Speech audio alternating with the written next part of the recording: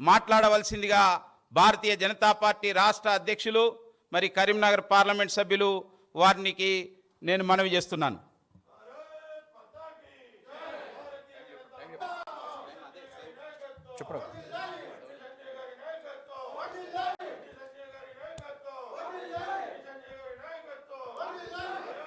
भारत माता की, भारत माता की, वंदे वंदे वंदे, जय श्री राम, जय श्री राम।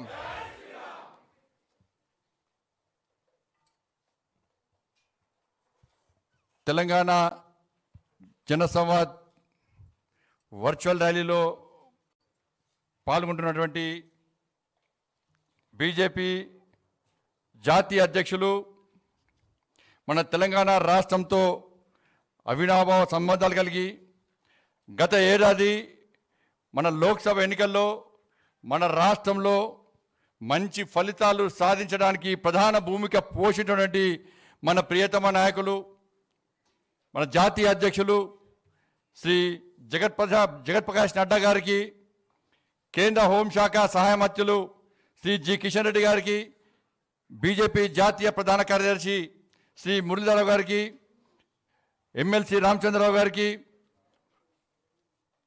నిజామాబాద్ పార్లమెంట్ సభ్యులు సోదరుడు అరవింద్ గారికి, మన సీనియర్ నాయకులు మాజీ రాష్ట్ర అధ్యక్షులు శ్రీ డాక్టర్ లక్ష్మణ్ గారికి, మాజీ ఎంపీ శ్రీ వివేక్ గారికి, మాజీ ఎంపీ శ్రీ జితేందర్ రెడ్డి గారికి, మాజీ మంత్రివర్యులు శ్రీ డికే అరుణ గారికి, మాజీ మంత్రివర్యులు శ్రీ మోత్కుపల్లి నరసింహులు గారికి, ఈ కార్యక్రమాన్ని వీక్షిస్తున్నటువంటి లక్షలాది మంది ప్రజలకు, భారతీయ జనతా పార్టీ కార్యకర్తలందరూ కూడా హృదయపూర్వక నమస్కారాలు.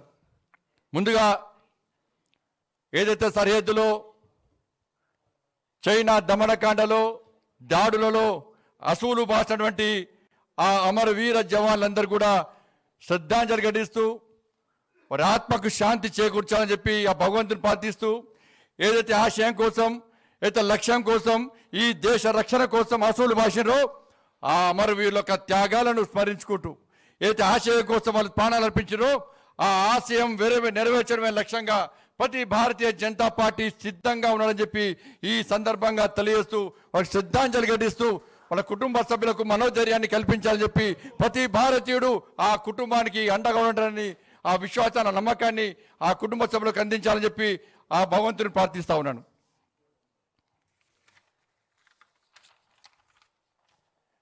6 సంవత్సర కాలంలో ముందుగా రెండవసారి శ్రీ నరేంద్ర మోడీ గారి నాయకత్వంలోని భారతీయ జనతా పార్టీ ప్రభుత్వం అధికారంలోకి వచ్చిన తర్వాత మొట్టమొదటి సంవత్సరమే అనేక విజయాలను సాధించి అనేక సాహసోపేతమైన నిర్ణయాలు తీసుకునే ఘనత మన భారతీయ జనతా పార్టీది, శ్రీ నరేంద్ర మోడీ గారి నేతృత్వంలోని ఎన్డీఏ ప్రభుత్వానికి.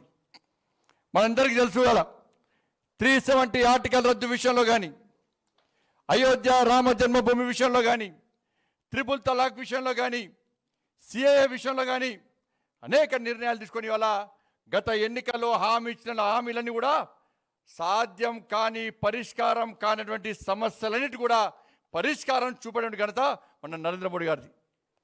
ఈ సందర్భంగా ఒక్క విషయం మీకు చెప్పదలుచుకున్నా. 370 ఆర్టికల్ రద్దు తర్వాత పార్లమెంట్లో 17వ లోక్సభలో పార్లమెంట్లో మన హోంశాఖ సహాయ మంత్రులు శ్రీ అమిత్ షా గారు పార్లమెంట్లో 370 ఆర్టికల్ రద్దు చేస్తూ బిల్లు ఆమోదం పొందిన తర్వాత మన ఆదరణీయ ప్రధానమంత్రి మోడీ గారు పార్లమెంట్ హౌస్లోకి అడుగు పెడతా ఉన్నారు. నిజంగా అద్భుత సన్నివేశం, మరపురాని సన్నివేశం. నిజంగా ఈ 17వ లోక్సభలో పాల్గొనడం నా పూర్వజన్మ సుకృతంగా భావిస్తున్నాను. మోడీ గారు హౌస్లోకి అడుగుపెట్టిన వెంటనే పార్లమెంట్ హౌస్ మొత్తం రాజకీయాలకు అతీతంగా ఉత్సాహంగా, ఉద్వేగంగా, వాళ్ళ ఆనందభరితంగా భారత్ మాతా కీ జై అంటూ, వందే మాతరం అంటూ, జై శ్రీరామ్ అంటూ, జహా హుయే బలిదాన్ ముఖర్జీ ఓ కశ్మీర్ హమారా హై అంటూ నినదిస్తుంటే నిజంగా అద్భుతమైన సన్నివేశాన్ని ఈనాడు మర్చిపోం. అందుకే అంత గొప్ప సభలో నన్ను పాల్గొనే అవకాశం కల్పించినటువంటి నా కరీంనగర్ పార్లమెంటు ప్రజలందరూ కూడా, కష్టపడ్డ కార్యకర్తలకు ప్రత్యక్షంగా పరోక్షంగా సహకరించిన ప్రతి ఒక్కరు కూడా నా వినమ్రపూర్వక నమస్కారాలు కృతజ్ఞతలు తెలియజేస్తున్నాను. నిజంగా అద్భుత సన్నివేశం. అందుకే అనేక విజయాలు సాధించిన తర్వాత ఒక ఆనందోత్సాహాల మధ్య మనం కార్యక్రమం నిర్వహించుకోవాలి. మనం ఇప్పుడున్నటువంటి పరిస్థితుల్లో మనందరూ తెలుసు, కరోనా విషయంలో ప్రపంచాన్నే పట్టి పీడిస్తున్నటువంటి ఒక మహమ్మారి వల్ల ఇవాళ మనం సోషల్ మీడియా ద్వారా టెక్నాలజీని ఉపయోగించుకొని ఈ వర్చువల్ ర్యాలీ నిర్వహిస్తున్నాం. దేశవ్యాప్తంగా ఇవాళ అనేక ఇబ్బందులు ప్రజలు పడుతున్నప్పుడు కూడా మన ప్రియతమ ప్రధాని నరేంద్ర మోడీ గారు లాక్డౌన్ ప్రకటించిన తర్వాత కూడా ఈ దేశంలో ఏ ఒక్క పేద వ్యక్తి కూడా, ఏ ఒక్క ప్రజలు కూడా ఇలా ఆకలితో అలమటించిన ఉద్దేశంతో ఇవాళ సేవా కార్యక్రమాలు చేయాలని చెప్పి పిలుపునిస్తే, మన నడ్డా గారు పిలుపునిస్తే ప్రతి భారతీయ జనతా పార్టీ కార్యకర్త తనకు తోచిన విధంగా దాదాపు 3 నెలల పాటు సహాయం చేసినటువంటి ఘనత భారతీయ జనతా పార్టీది. ఏ 3 నెలలో ఏ దేశంలో ఏ ఒక్క ప్రాంతంలో కూడా ఆకలి చావు లేదంటే అది కేవలం భారతీయ జనతా పార్టీ కార్యకర్తలు చేసే కృషి తప్ప వేరే కాదన్న విషయాన్ని ఒక్కసారి ఆలోచించుకోవాలి. ఒకవైపు కరోనా ఉన్నప్పుడు కూడా దేశ అభివృద్ధిలో ఏ రోజు వెనుకడు వేయకుండా, ఆర్థిక పరిస్థితి విషయంలో కూడా ఏ రోజు వెనుక వేయకుండా గత 6 సంవత్సరాల కాలంలో శ్రీ నరేంద్ర మోడీ గారి పాలన వల్ల ఈ దేశానికి కలిగిన ఆర్థిక అభివృద్ధి, ఆర్థిక పరిపుష్టి వాళ్ళ 2 లక్షల కోట్ల ద్వారా ప్రపంచంలో భారతదేశం 5వ ఆర్థిక శక్తిగా ఎదిగిందంటే ఇది కేవలం మన నరేంద్ర మోడీ గారి గొప్పతనం, మన నరేంద్ర మోడీ గారి యొక్క ఆలోచన విధానం అనే విషయాన్ని ఒక్కసారి గుర్తుంచుకోవాలి. ఒకవైపు దేశం ఆర్థిక పరంగా అభివృద్ధి చెందుతుంటే తెలంగాణ రాష్ట్రం గురించి మనం చెప్పుకోవాల్సిన అవసరం ఉంది. మన రాష్ట్ర ముఖ్యమంత్రి యొక్క వ్యవహార శైలి వల్ల, ఈ రాష్ట్ర ముఖ్యమంత్రి యొక్క విచిత్రమైన వ్యవహార శైలి వల్ల ధనిక రాష్ట్రమైన ఈ రాష్ట్రం అప్పుల పాలైనటువంటి విషయాన్ని ఒక్కసారి మనం గుర్తుంచుకోవాలి. ఈ దేశాన్ని నరేంద్ర మోడీ గారు కరోనా మహమ్మారి నుంచి కాపాడే ప్రయత్నం చేస్తూ సంపాదన ముఖ్యం కాదు, మన సమాజ క్షేమమే ముఖ్యమైన ఆలోచనతో లాక్డౌన్ ప్రకటించి దేశాన్ని, ఈ దేశ ప్రజలను కాపాడే ప్రయత్నం చేస్తే ఈ రాష్ట్ర ముఖ్యమంత్రి యొక్క వ్యవహార శైలి వల్ల, ఈ రాష్ట్ర ముఖ్యమంత్రి యొక్క చాతకానితనం వల్ల ఇలా రాష్ట్ర ప్రజలందరూ కూడా ఇలా కరోనా మహమ్మారి పడుతూ ఇబ్బంది పడుతున్న విషయం ఒక్కసారి ఆలోచుకోవాలి. ఈ రాష్ట్ర ముఖ్యమంత్రి ఈ రాష్ట్రానికి ఒక జోకర్గా మారిండు. పారాసిటమాల్ అని చెప్పి ఒకడంటాడు, వాళ్ళ చెట్లు నాటాలని ఇంకొకడు అంటాడు, నీళ్లు తాగితే కరోనా వస్తుంది ఇంకోటి అంటారు, మాస్కులు వద్దు గ్లౌజులు వద్దు అని చెప్పి ఇంకోటి అంటాడు, ఇక ఇంకో ఆయన అంటాడు టెస్టులు చేస్తే ప్రైజులు ఇస్తారంటారు. వాళ్ళ వీళ్ళందరూ కూడా మంత్రులు, ముఖ్యమంత్రులు అందరూ కూడా వాళ్ళ జోకర్గా మారిరు. వాళ్ళ కరోనా బారి నుంచి ప్రజలను కాపాడే ప్రయత్నం చేస్తున్నారు. టెస్టులు చేయాలని చెప్పి భారతీయ జనతా పార్టీ మొదటి నుంచి డిమాండ్ చేస్తుంటే, కోరుతుంటే కూడా కనీసం ఏ రోజు కూడా పట్టించుకున్న పాపాన ఓకపోవడం వల్ల వాళ్ళ చివరికి ఈ రాష్ట్రంలో కరోనా వైరస్ వల్ల ఇబ్బంది పడుతున్న విషయాన్ని ఒక్కసారి మనం గుర్తుంచుకోవాలి. సాక్షాత్తు రాష్ట్ర గవర్నర్ గారు గాంధీ హాస్పిటల్ పోతారు, కానీ మన ముఖ్యమంత్రి మాత్రం ఫామ్ హౌస్ దాటి బయటికి రాడు. ఇవాళ కేంద్ర ప్రభుత్వానికి భయపడి, ఇవాళ కేంద్ర ప్రభుత్వానికి భయపడి నిన్నాకమన్నా మేము 50 టెస్టులు చేస్తామంటాడు. 50 టెస్టులు ఏడు చేస్తావు, ఎన్ని సంవత్సరాలు చేస్తావు? ఇవాళ పక్క రాష్ట్రాల్లో లక్షలు టెస్టులు చేసి అలా కరోనా బారి నుంచి ప్రజలను కాపాడే ప్రయత్నం చేస్తే ఈ రాష్ట్ర ముఖ్యమంత్రి టెస్టులు చేయకుండా తన ప్రతిష్ట పెంచుకోవడం కోసం ఈ రాష్ట్రాన్ని అప్రతిష్ట పాలకు గురి చేసినటువంటి మూర్ఖత్వమైన ముఖ్యమంత్రి ఈ రాష్ట్ర ముఖ్యమంత్రి. వాళ్ళు కేవలం ఫామ్ హౌస్కు పరిమితమై ఈ రాష్ట్ర ప్రజలను కాపాడే ప్రయత్నం చేస్తున్నారు. చివరకు ఈ రాష్ట్ర ముఖ్యమంత్రి యొక్క చాతకంతనం వల్ల ఈ రాష్ట్రంలో ప్రజలను కాపాడలేకపోతున్నాడు, డాక్టర్లను కాపాడలేకపోతున్నాడు, విలేకరులను కాపాడలేకపోతున్నాడు, పోలీసులను కాపాడలేకపోతున్నాడు. చివరకు ఇలా కరోనా టెస్టులు చేస్తామని చెప్పి దానికి ఫీజులు నిర్ణయించి అలా పేద ప్రజలను నడ్డి విడిచే ప్రయత్నం చేస్తున్నాడు రాష్ట్ర ముఖ్యమంత్రి.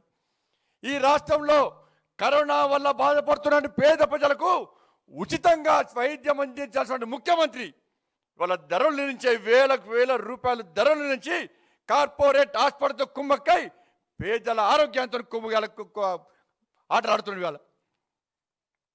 వాళ్ళ ఒక్కరు గుర్తుంచుకోవాలి. ఆయుష్మాన్ భారత్ కింద కోవిడ్ చేర్చి వాళ్ళ దేశ ప్రజలందరూ కూడా మోడీ గారు కాపాడే ప్రయత్నం చేస్తే ఈ రాష్ట్రంలో ఈ రాష్ట్ర ముఖ్యమంత్రి ఆయుష్మాన్ భారత్ను అమలు చేసే పరిస్థితి లేదు. కనీసం ఆరోగ్యశ్రీలో కోవిడ్ని చేర్చనంటే దాన్ని కూడా చేస్తలేదు. అందుకే భారతీయ జనతా పార్టీ గతం నుంచి డిమాండ్ చేస్తూ ఉన్నది, ఈ రాష్ట్రంలో కోవిడ్ని కూడా ఆరోగ్యశ్రీలో చేర్చండి, లేదా ఆయుష్మాన్ భారత్ని రాష్ట్రంలో అమలు చేయండి, లేదా కోవిడ్ వల్ల బాధపడేటువంటి పేద ప్రజలందరూ కూడా ఉచితంగా వైద్యం అందేయని చెప్పి గతం నుంచి డిమాండ్ చేస్తే కూడా ఏ రోజు కూడా ఈ రాష్ట్ర ముఖ్యమంత్రి పట్టుకుచ్చుకునే పాపాలు అవ్వలేదు. వాళ్ళ 3 లక్షల అప్పుల రాష్ట్రంగా మార్చింది రాష్ట్ర ముఖ్యమంత్రి. కేవలం దోపిడే, ప్రాజెక్టుల పేరుతో దోపిడి. ఇవాళ డిపిఆర్, పాలమూరు రంగారెడ్డికి డిపిఆర్ లేదు, కాళేశ్వరంకు డిపిఆర్ లేదు. డీటెయిల్ ప్రాజెక్ట్ రిపోర్ట్ అని మనం అనుకుంటే దోపిడీకి ప్రాజెక్ట్ రిపోర్ట్ డిపిఆర్ పేరుతోని రాష్ట్ర ముఖ్యమంత్రి ప్రాజెక్టుల పేరుతోని అడ్డగోలుగా దోసుకొని జేబులు నింపుకొని నిధులు దారి మళ్లించే ప్రయత్నం ఈ రాష్ట్ర ముఖ్యమంత్రి చేస్తున్నాడు. ఈ రాష్ట్ర ముఖ్యమంత్రి కేసీఆర్ పాలనలో ఏ ఒక్క వర్గం కూడా తృప్తిగా లేదు. ఇలా ఉద్యోగస్తుల విషయంలో ఏ ప్రభుత్వమైనా అభివృద్ధి కోసం, సమాజ క్షేమం కోసం కొత్తగా ఆర్డినెన్స్ పట్టుకొస్తుంది తప్ప ఈ రాష్ట్ర ముఖ్యమంత్రి ఉద్యోగుల కోతలు, జీతాల్లో కోతలు విధించడం కోసం, పెన్షన్దారుల పెన్షన్లో కోతలు విధించడం కోసం, ఉపాధ్యాయుల జీతాల్లో కోతలు విధించడం కోసం ఇవాళ ఆర్డినెన్స్ పట్టుకొచ్చినంటే ఇంతకంటే మూర్ఖత్వం ఇంకోటి కాదు. ఇవాళ ఈ ముఖ్యమంత్రి యొక్క వ్యవహారశైలి వల్ల ఉద్యోగస్తులు, ఉపాధ్యాయులు, పెన్షన్దారులందరూ అప్పుల పాలై రోడ్ల మీద పడిన పరిస్థితి ఒక్కసారి గుర్తుంచుకోవాలి. ఇంటికో ఉద్యోగం అన్నాడు, 1,00,000 ఉద్యోగాలు అన్నాడు, నిరుద్యోగ భృతి అన్నాడు. కానీ ఏ ఒక్క ఉద్యోగం ఇవ్వకుండా కేవలము వాళ్ళ కుటుంబ సభ్యులకు 5 ఉద్యోగాలు ఇచ్చుకున్నాడు. కేసీఆర్ ముఖ్యమంత్రి అయ్యాడు, కేసీఆర్ కొడుకు మంత్రి అయ్యాడు, కేసీఆర్ ఇంకో కొడుకు రాజ్యసభ అయ్యాడు, కేసీఆర్ కొడుకు కేసీఆర్ అల్లుడు మంత్రి అయ్యాడు, కేసీఆర్ బిడ్డ రాజ్యసభ అయింది. మళ్ళీ ఎమ్మెల్సీ కోసం ప్రయత్నిస్తారు. 5 ఉద్యోగాలు 6 ఉద్యోగాలు వాళ్ళు పొందిరు తప్ప ఈ తెలంగాణ ఉద్యమంలో మాకు ఉద్యోగాలు వస్తాయి, తెలంగాణ రాష్ట్రాన్ని సాధించుకుందామని చెప్పి అనేక మంది అమరవీరులు వసూలు పాస్తే వాళ్ళ ఆశయాలను తుంగలలోకి ఎలా ఉద్యోగులను, నిరుద్యోగులను పొట్టగొడుతున్న ఘనత ఈ రాష్ట్ర ముఖ్యమంత్రిది. ఆ ఘనత తప్ప ఒక్క ఉద్యోగం కూడా ఇచ్చిన దాఖలాలు, ఒక్క నోటిఫికేషన్ కూడా ఈ రాష్ట్ర ముఖ్యమంత్రి చేయలే. వాళ్ళ రైతులకు రుణమాఫీ అన్నాడు, రైతు బంధు అన్నాడు. ఇలా రుణమాఫీ కాదు, రైతు బంధు కాదు. ఇలా రైతులను బ్లాక్ మెయిల్ చేస్తూ నేను చెప్పిన పంటలనే వేయాలని చెప్పి రైతులను బ్లాక్ మెయిల్ చేస్తూ ఇలా రైతుల పొట్ట కొడుతున్న ప్రభుత్వం టీఆర్ఎస్ పార్టీ ప్రభుత్వం. ఇవాళ రైతు సమ్మాన్ నిధి పేరుతోని రైతుల భరోసా నింపిన ప్రభుత్వం నరేంద్ర మోడీ గారి ప్రభుత్వం. 14 పంటలకు మద్దతు ధర కల్పించి రైతులను ఆదుకున్న ప్రభుత్వం ఇలా నరేంద్ర మోడీ గారి ప్రభుత్వం. ఇలా కొనుగోలు పత్తి పైసలు కేంద్రానియే, పత్తి కొనుగోళ్ల పైసలు కేంద్రానియే, వాళ్ళ ధాన్యం పైసలు కేంద్రానియే, కంది పైసలు కేంద్రానియే. ఎక్కడికే సార్ నువ్వు జేబులోకి వెళ్ళి ఒక్క పైసా ఇస్తలేడు. అన్ని పైసలు కేంద్రాన్ని అయితే ఇవాళ వాడిని తన గంటగా చెప్పుకునే ప్రయత్నం ఇలా ముఖ్యమంత్రి చేస్తాడు. విద్యా వ్యవస్థను పూర్తిగా చిన్నపినం చేసిండు. ఏ ఒక్క యూనివర్సిటీకి వీసీ లేరు, ఒక్క నియామకం లేదు. గత సంవత్సరము చిన్న చిన్న విద్యార్థులు, ఇంటర్మీడియట్ విద్యార్థులు ఈ రాష్ట్ర ముఖ్యమంత్రి యొక్క కొడుకు వ్యవహారశైలి వల్ల గ్లోబరీనా సంస్థతో కుమ్మక్కై బినామీ పేరుతో గ్లోబరీనా సంస్థకు అక్రమంగా బాధ్యతలు అప్పైపోయినందు వల్ల దాదాపు 26 మంది ఇంటర్మీడియట్ విద్యార్థులు మరణిస్తే వాళ్ళ కనీసం ఇంతవరకు విచారణ జరగకుండా, ఇలా ఏ ఒక్క వ్యక్తిని శిక్షించకుండా కనీసం విచారణ పేరుతో ఇవాళ కాలయాపన చేస్తూ చిన్న పేద విద్యార్థుల పొట్టగొడని ఘనత ఈ రాష్ట్ర ముఖ్యమంత్రిది. ప్రధానమంత్రి ఆవాస్ యోజన కింద పక్క రాష్ట్రము 14 లక్షల ఇళ్లు కట్టింది. దేశవ్యాప్తంగా 1 కోటి ఇళ్లు నిర్మిస్తే ఈ రాష్ట్ర ముఖ్యమంత్రి డబుల్ బెడ్రూమ్ పేరుతోని ఒక్క ఇల్లు కూడా నిర్మించలే. పక్క రాష్ట్రం 14 లక్షలు ఇల్లు కట్టించి ఇంకా 6 లక్షలకు శంకుస్థాపన ఇస్తుంది. కానీ ఈ తెలంగాణ రాష్ట్రంలో పట్టుమని 10,000 ఇళ్లు కూడా ఇలా కనీసం ఇల్లు నిర్మించకుండా పేదల పొట్టగొడుతున్న ప్రభుత్వం టీఆర్ఎస్ పార్టీ ప్రభుత్వం. ఈ రాష్ట్రంలో యుద్ధం నడుస్తుంది 2 పార్టీల మధ్య. ఫామ్ హౌస్ లో యుద్ధం. ఆయన ఫామ్ హౌస్ మీద కాంప్లైంట్ చేస్తే ఈయన ఫామ్ హౌస్ మీద కాంప్లైంట్ చేస్తున్నప్ప పేద ఫామ్ హౌస్ లో లొల్లి నడుస్తున్నప్ప పేదల హౌస్ గురించి ఏ ఒక్క పార్టీ పట్టించుకున్న పాపాన పోలేని విషయాన్ని ఒక్కసారి మనం గుర్తుంచుకోవాలి. వాళ్ళ దళిత మహిళలు, ఇలా మహిళల విషయంలో దళితుల కనడి వాళ్ళ 3 ఎకరాల భూమి అన్నాడు, దళితుని ముఖ్యమంత్రి చేస్తాడు.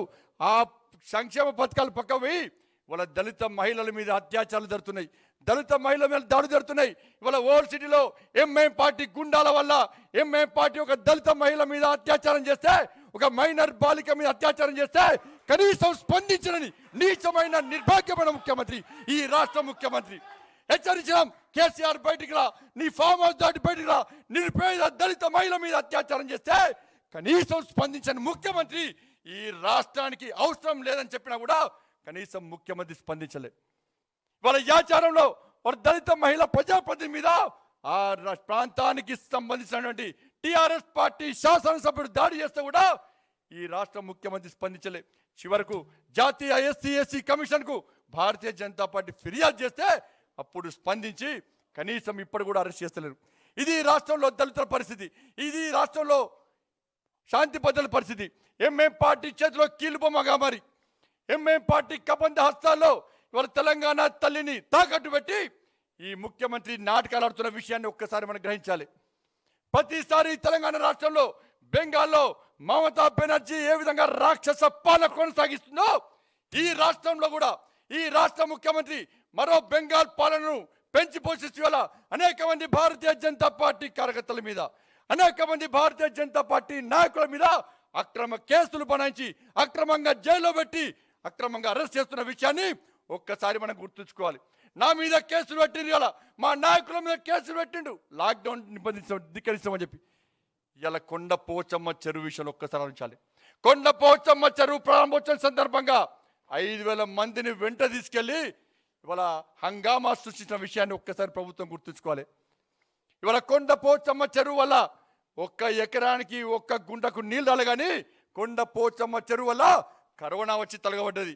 ఎమ్మెల్యేలకు కరోనా, అధికారులకు కరోనా, పోలీసులకు కరోనా, అందరికి కరోనా వచ్చింది. కాబట్టి సమయం తక్కువ కాబట్టి దయచేసి అందరికి చెప్తున్నాను, కార్యకర్తలకు చెప్తున్నాను, ఇవాళ మళ్ళీ దశ ఉద్యమం ప్రారంభిద్దాం. ఈ కేసీఆర్ యొక్క అహంకార స్వార్థపూరిత అవినీతికి వ్యతిరేకంగా ఎట్టి పరిస్థితుల్లో యుద్ధం ప్రారంభిద్దాం.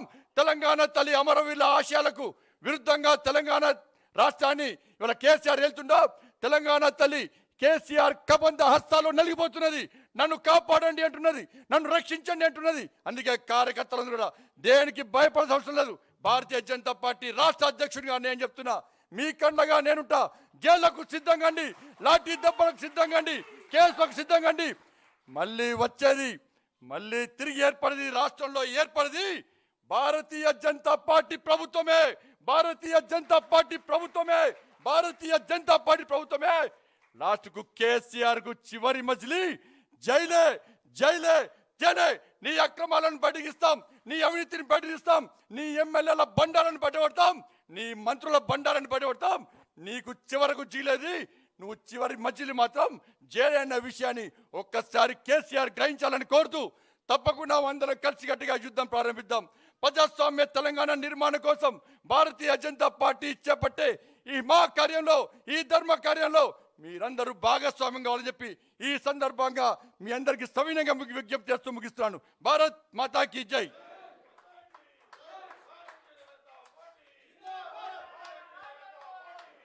భారత్ మాతాకి. నరేంద్ర మోడీ గారి నాయకత్వం, నరేంద్ర మోడీ గారి నాయకత్వం, జగత్ ప్రకాష్ నడ్డా గారి నాయకత్వం.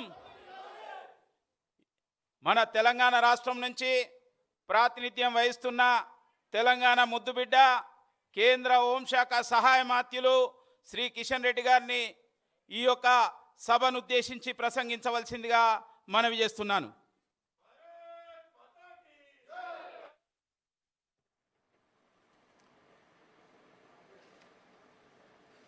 భారతీయ జనతా పార్టీ జాతీయ అధ్యక్షులు, రాజ్యసభ సభ్యులు, పెద్దలు గౌరవనీయులు శ్రీ జగత్ ప్రకాష్ నడ్డా గారు, భారతీయ జనతా పార్టీ జాతీయ ప్రధాన కార్యదర్శి పెద్దలు మురళీధర్ రావు గారు, ఈ కార్యక్రమానికి అధ్యక్షత వహిస్తున్నటువంటి భారతీయ జనతా పార్టీ రాష్ట్ర శాఖ అధ్యక్షులు, పార్లమెంట్ సభ్యులు బండి సంజయ్ కుమార్ గారు, మాజీ రాష్ట్ర శాఖ అధ్యక్షులు డాక్టర్ లక్ష్మణ్ గారు, మాజీ మంత్రివర్యులు మోత్కుపల్లి నరసింహులు గారు, డికే అరుణ గారు, అదేవిధంగా ఈరోజు తెలంగాణలో ఒక విచిత్రమైనటువంటి పరిపాలన కొనసాగుతూ ఉంది. అనేక రోజులుగా భారతీయ జనతా పార్టీ ఇతర ప్రజా సంఘాలు కూడా ఈరోజు పూర్తి స్థాయిలో టెస్టులు నిర్వహించాలని కోరుతా ఉన్నాం. ఏదైతే మర్కజ్కు సంబంధించినటువంటి వ్యక్తులు కరీంనగర్ జిల్లా నుంచి మొదలు పెడితే అనేక జిల్లాలలో, నల్గొండ జిల్లాలలో, నిజామాబాద్ జిల్లాలలో విస్తృతంగా పర్యటించి తెలంగాణ కోవిడ్ పెరిగేటువంటి ప్రమాదం ఉంది, కరోనా మహమ్మారి పెరిగేటువంటి ప్రమాదం ఉందని హెచ్చరిస్తే ముఖ్యమంత్రి గారు చాలా లైట్గా కరోనా ఏం కాదు, మా ఎమ్మెల్యే అందరూ మాస్క్ లేకుండా తిరుగుతారు, ట్యాబ్లెట్ వేసుకుంటే సరిపోతుంది, టెస్ట్ చేయాల్సిన అవసరం లేదని చెప్పి ఆ రకంగా అన్నారు.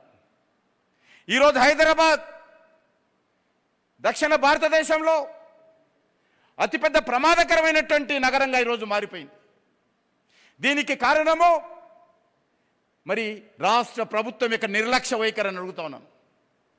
మజ్లిస్ పార్టీ వద్దన్నది కాబట్టి కరోనా పరీక్షలు నిర్వహించలేదు, మజ్లిస్ పార్టీ కాదన్నది కాబట్టి కరోనా పరీక్షలు నిర్వహించకుండా హైదరాబాద్ నగరాన్ని వదిలేస్తే ఈరోజు చాలా పెద్ద ఎత్తున కంటైన్మెంట్ జోన్స్గా మారిపోయింది. ముఖ్యమంత్రి గారు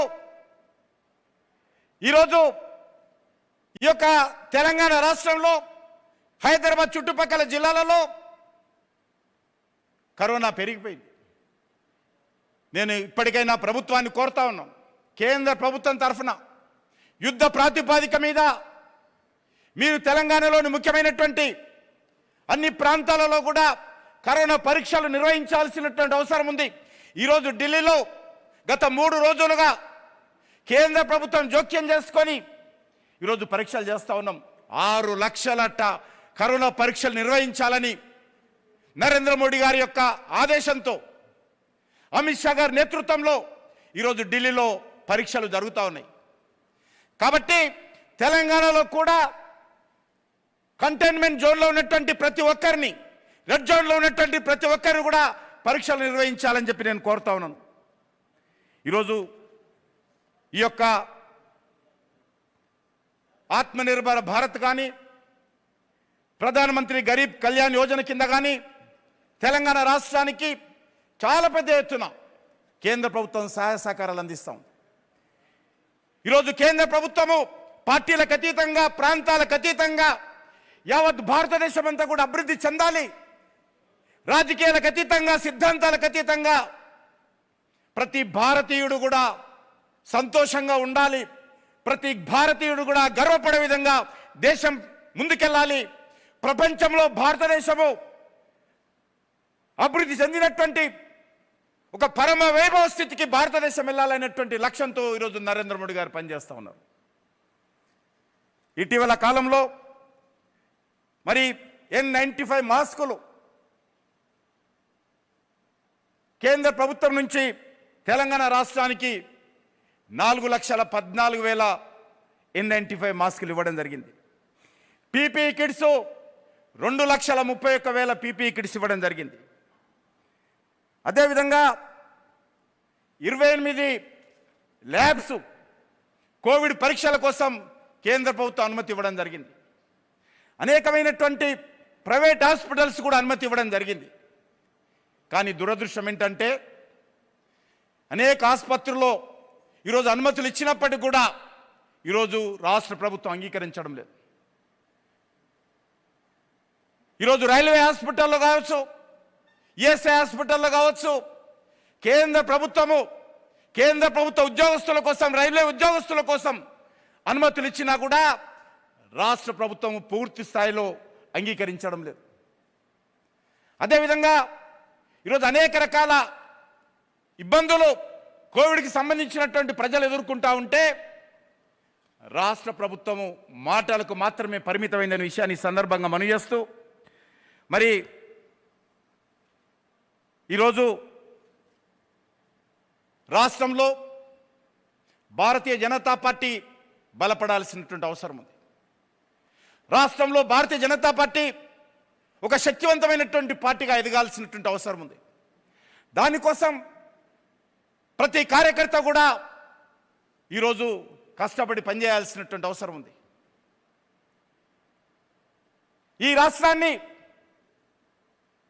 మరి ఆ రోజు తెలంగాణ ఉద్యమంలో అనేక మంది తెలంగాణ సంబంధించినటువంటి పోరాట యోధులు తమ ప్రాణాలను పణంగా పెట్టి తెలంగాణ సాధనలో ఆత్మ బలిదానం అయ్యారు.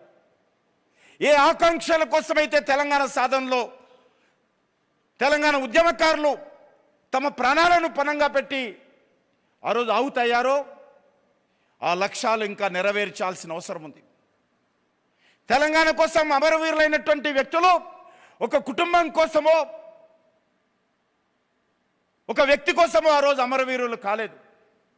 తెలంగాణలో ఉన్నటువంటి ప్రతి ఒక్క వ్యక్తి సంతోషంగా ఉండాలి, ఒక మంచి పరిపాలన రావాలి, మంచి ప్రభుత్వం రావాలి, ప్రజాస్వామ్యమైనటువంటి పరిపాలన రావాలి, అన్ని వర్గాల ప్రజల యొక్క ప్రాతినిధ్యం ఉండేటువంటి పరిపాలన రావాలనేటువంటి ఆకాంక్ష నెరవేర్చాల్సినటువంటి అవసరం ఉంది. ఆ బాధ్యత భారతీయ జనతా పార్టీ తీసుకోవాల్సిన అవసరం ఉంది. అందుకే ఈరోజు ఈ యొక్క కుటుంబ పాలనకు వ్యతిరేకంగా మనమంతా ఆలోచన చేయాల్సిన అవసరం ఉంది. ఈరోజు రాష్ట్రంలో, తెలంగాణ రాష్ట్రంలో 2 కుటుంబాలు తెలంగాణను శాసిస్తూ ఉన్నాయి. ఒకటి కేసీఆర్ కుటుంబం, కల్వకుంట్ల కుటుంబము, ఒకటి ఓవైసీ కుటుంబము.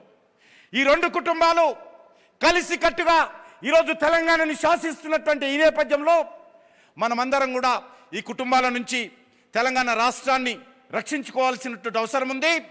ఆ బాధ్యతగా మనమందరం తీసుకొని తెలంగాణ రాష్ట్రంలో రానున్న రోజుల్లో ప్రత్యామ్నాయమైనటువంటి శక్తిగా భారతీయ జనతా పార్టీని ముందుకు తీసుకెళ్లాల్సిందిగా మీ అందరినీ కోరుకుంటూ సెలవు తీసుకుంటున్నాను. జై హింద్, భారత్ మాతాకి జై. మీ అందరినీ కోరుకుంటూ సెలవు తీసుకుంటున్నాను. జై హింద్, భారత్ మాతాకి జై.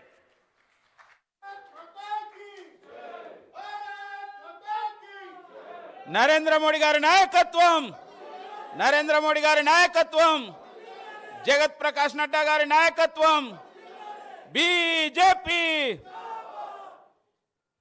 ఈరోజు ఈ తెలంగాణ జన సంవాద్ బహిరంగ సభలో లక్షలాది ప్రజలను ఉద్దేశించి ప్రసంగించవలసిందిగా भारतीय जनता पार्टी राष्ट्रीय अध्यक्ष महोदय मान्यवर श्री जगत प्रकाश नड्डा जी को मैं आह्वान कर रहा हूं।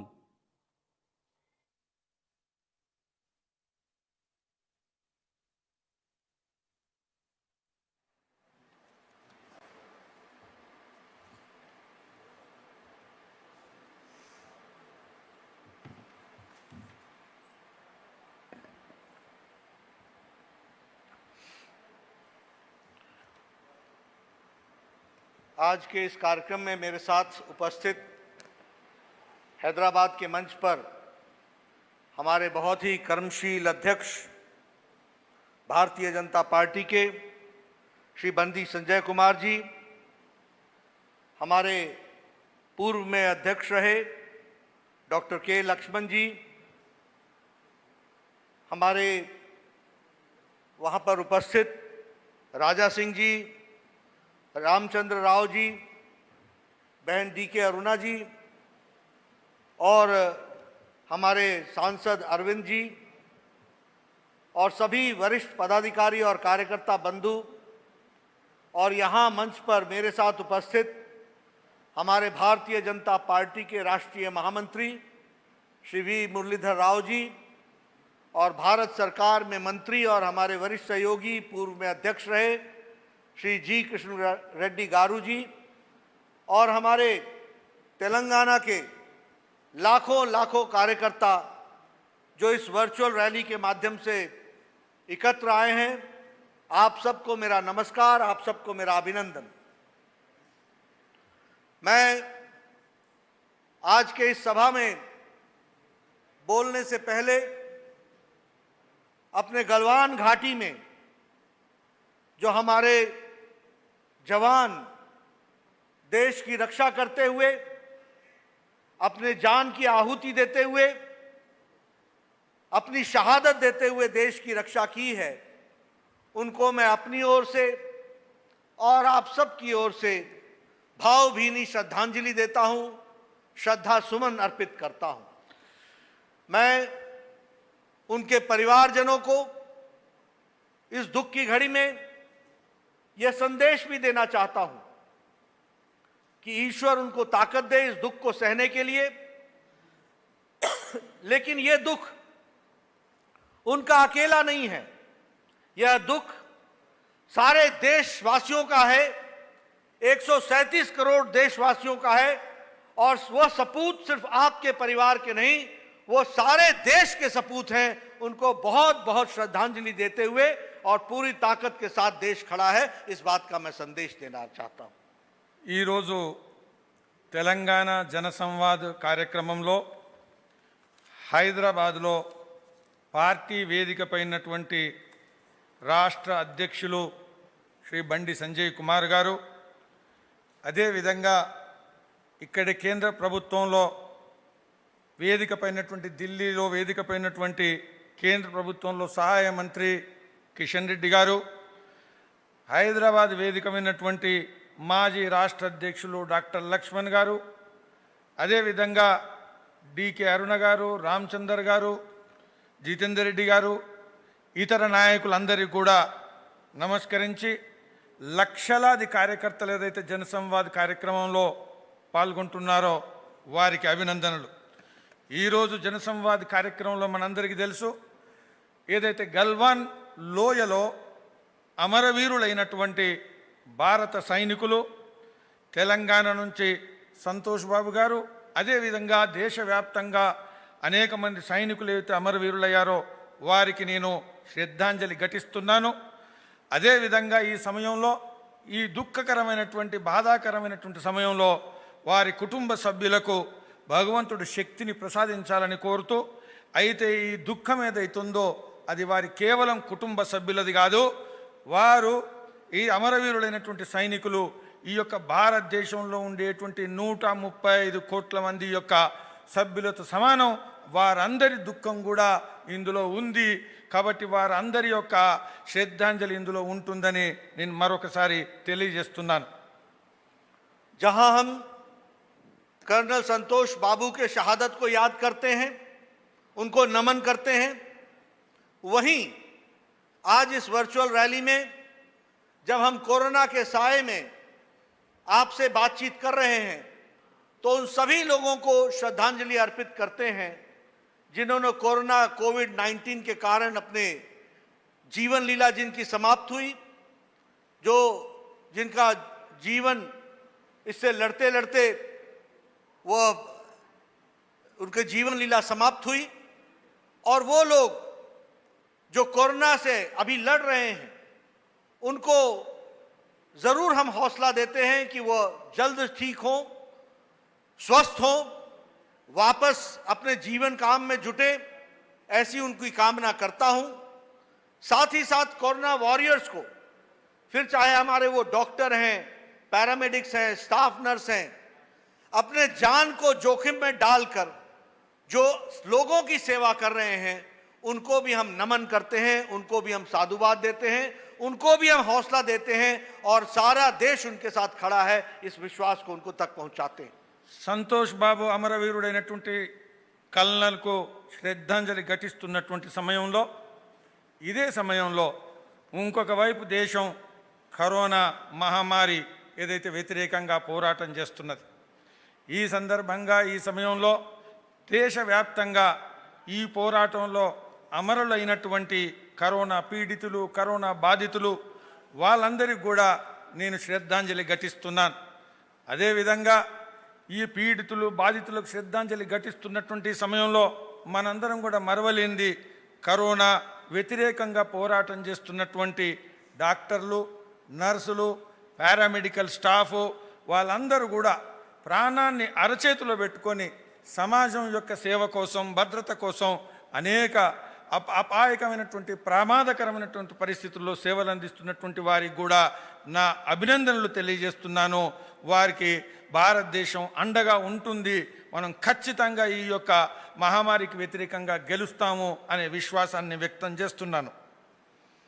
मित्रों, जब हम एकत्र हुए हैं तो हम आपसे यह भी चर्चा करना चाहते हैं कि कोरोना के साए में भारतीय जनता पार्टी के सामने मार्च महीने में समस्या आई थी कि हम कैसे पार्टी को लोगों की सेवा में लगाएंगे, लेकिन इस डिजिटल वर्ल्ड की सहायता से, इस डिजिटल टूल की सहायता लेकर, वर्चुअल मीटिंग करके, वीडियो कॉन्फ्रेंसिंग करके सारे देश को, पार्टी को ऊपर से लेकर के बूथ तक जोड़ने का काम भारतीय जनता पार्टी ने किया। और इसी माध्यम से, जब वीडियो कॉन्फ्रेंस के माध्यम से, मैं आपको बधाई देना चाहता हूं कि पिछले 3 महीने में 8 लाख से ज्यादा कार्यकर्ताओं ने फीड द नीडी कार्यक्रम में 19 करोड़ लोगों को फूड पैकेट पहुंचाया। लगभग 5 करोड़ लोगों को राशन किट, मोदी किट के नाम से उनके घर तक पहुंचाया और फिर वह राशन 10 दिन का हो, 20 दिन का हो, 1 महीने का हो, लोगों के घर घर तक पहुंचाया। जब फेस मास्क नहीं मिलते थे तो मैं बधाई देना चाहता हूं महिला मोर्चा को, महिला मंडल को, सेल्फ हेल्प ग्रुप को, एनजीओज को, जिन्होंने भारतीय जनता पार्टी के आह्वान पर 5 करोड़ लोगों को फेस मास्क अपने हाथों से बनाकर उनको पहुंचाने का प्रयास किया। बहुत बड़ा काम इस डिजिटल वर्ल्ड के माध्यम से किया। सारी पार्टी ऊपर से लेकर के नीचे तक जुड़ी। मुझे मौका मिला, मैंने देश के एक एक अध्यक्ष के साथ, प्रदेश जिला के अध्यक्ष के साथ बातचीत की, मेयर्स के साथ बातचीत की, एमपी, राज्यसभा और लोकसभा के साथ बातचीत की, पार्टी के पदाधिकारियों के साथ अनेकों बार बातचीत की और इस डिजिटल वर्ल्ड का लाभ उठाते हुए निश्चित रूप से हम सब लोगों ने अपने आप को जोड़ा है। और आज जब हम 1 साल वाली मोदी सरकार की पूरे होने पर वर्चुअल रैली के माध्यम से जुड़े हैं तो मुझे खुशी हो रही है आपको बताते हुए कि शायद अगर मैं सामान्य रूप में भी रैली करता तो इतने लोगों से नहीं जुड़ सकता था जो मैं इस वर्चुअल रैली के माध्यम से जुड़ा हूं। लाखों कार्यकर्ताओं के साथ जुड़ा हूं, यह मैं आपको बताना चाहता हूं। और आप देखिए डिजिटल वर्ल्ड का कमाल कि आज मैं राजस्थान के कार्यकर्ताओं से जुड़ा जहां 1 करोड़ कार्यकर्ता थे और आज मैं लाखों कार्यकर्ताओं के साथ एक ही दिन में तेलंगाना में जुड़ रहा हूं। यह संभव नहीं हो पाता अगर ये हम वर्चुअल रैली नहीं करते। इस बात को समझना चाहिए और मुझे खुशी हो रही है, मैं देख रहा हूं महबूब नगर में हमारे शेखर जी अध्यक्ष मुझे दिख रहे हैं, मुझे शांति कुमार हमारे स्टेट के प्रेसिडेंट दिख रहे हैं, मुझे निर्मल में रमा देवी दिख रही हैं डिस्ट्रिक्ट की प्रेसिडेंट, मुझे नालगोंडा में श्रीधर रेड्डी दिख रहे हैं और मुझे वारंगल में राव पद्मा जी दिख रही हैं। इस तरीके से यह संभव नहीं होता अगर वर्चुअल रैली में मैं भाग नहीं ले रहा होता। मैं इस तरीके से नहीं देख सकता जो आज मैं वर्चुअल रैली के माध्यम से कैमरा जूम करके आप सबको देख पा रहा हूं। इसके लिए भी मैं इस वर्चुअल रैली को ऑर्गेनाइज करने वालों को बधाई देना चाहता हूं। మిత్రులారా, కరోనా మహమ్మారి ఏదైతే మనం పోరాటం చేస్తున్నామో ఇది ప్రారంభ దినాల్లో ఏ విధంగా పార్టీ ప్రజాసేవకు పనికొస్తుంది, అంకితమవుతుంది అని ఆలోచిస్తున్నటువంటి సమయంలో మనందరికీ తెలుసు దేశవ్యాప్తంగా ఉండేటువంటి కార్యకర్తలు ఈ మహమ్మారికి వ్యతిరేకంగా ఏ విధంగా పని చేయగలుగుతారు, ప్రజల రక్షణలో భాగస్వాములు కాగలుగుతారని ఆలోచిస్తున్నప్పుడు డిజిటల్ టెక్నాలజీ ఏదైతుందో వీడియో కాన్ఫరెన్సుల ద్వారా మనం దేశవ్యాప్తంగా కశ్మీర్ నుంచి కన్యాకుమారి వరకు నేషనల్ జాతీయ స్థాయి నుంచి బూత్ స్థాయి వరకు కార్యకర్తలందరినీ కూడా మనం కలపడం జరిగింది। ఈ కార్యకర్తలు మహమ్మారికి వ్యతిరేకంగా ప్రజలకు అండగా మనకు సుమారుగా 8 లక్షల మంది కార్యకర్తలు మేము వీడియో కాన్ఫరెన్సుల ద్వారా చర్చించడం జరిగింది, కలవడం జరిగింది।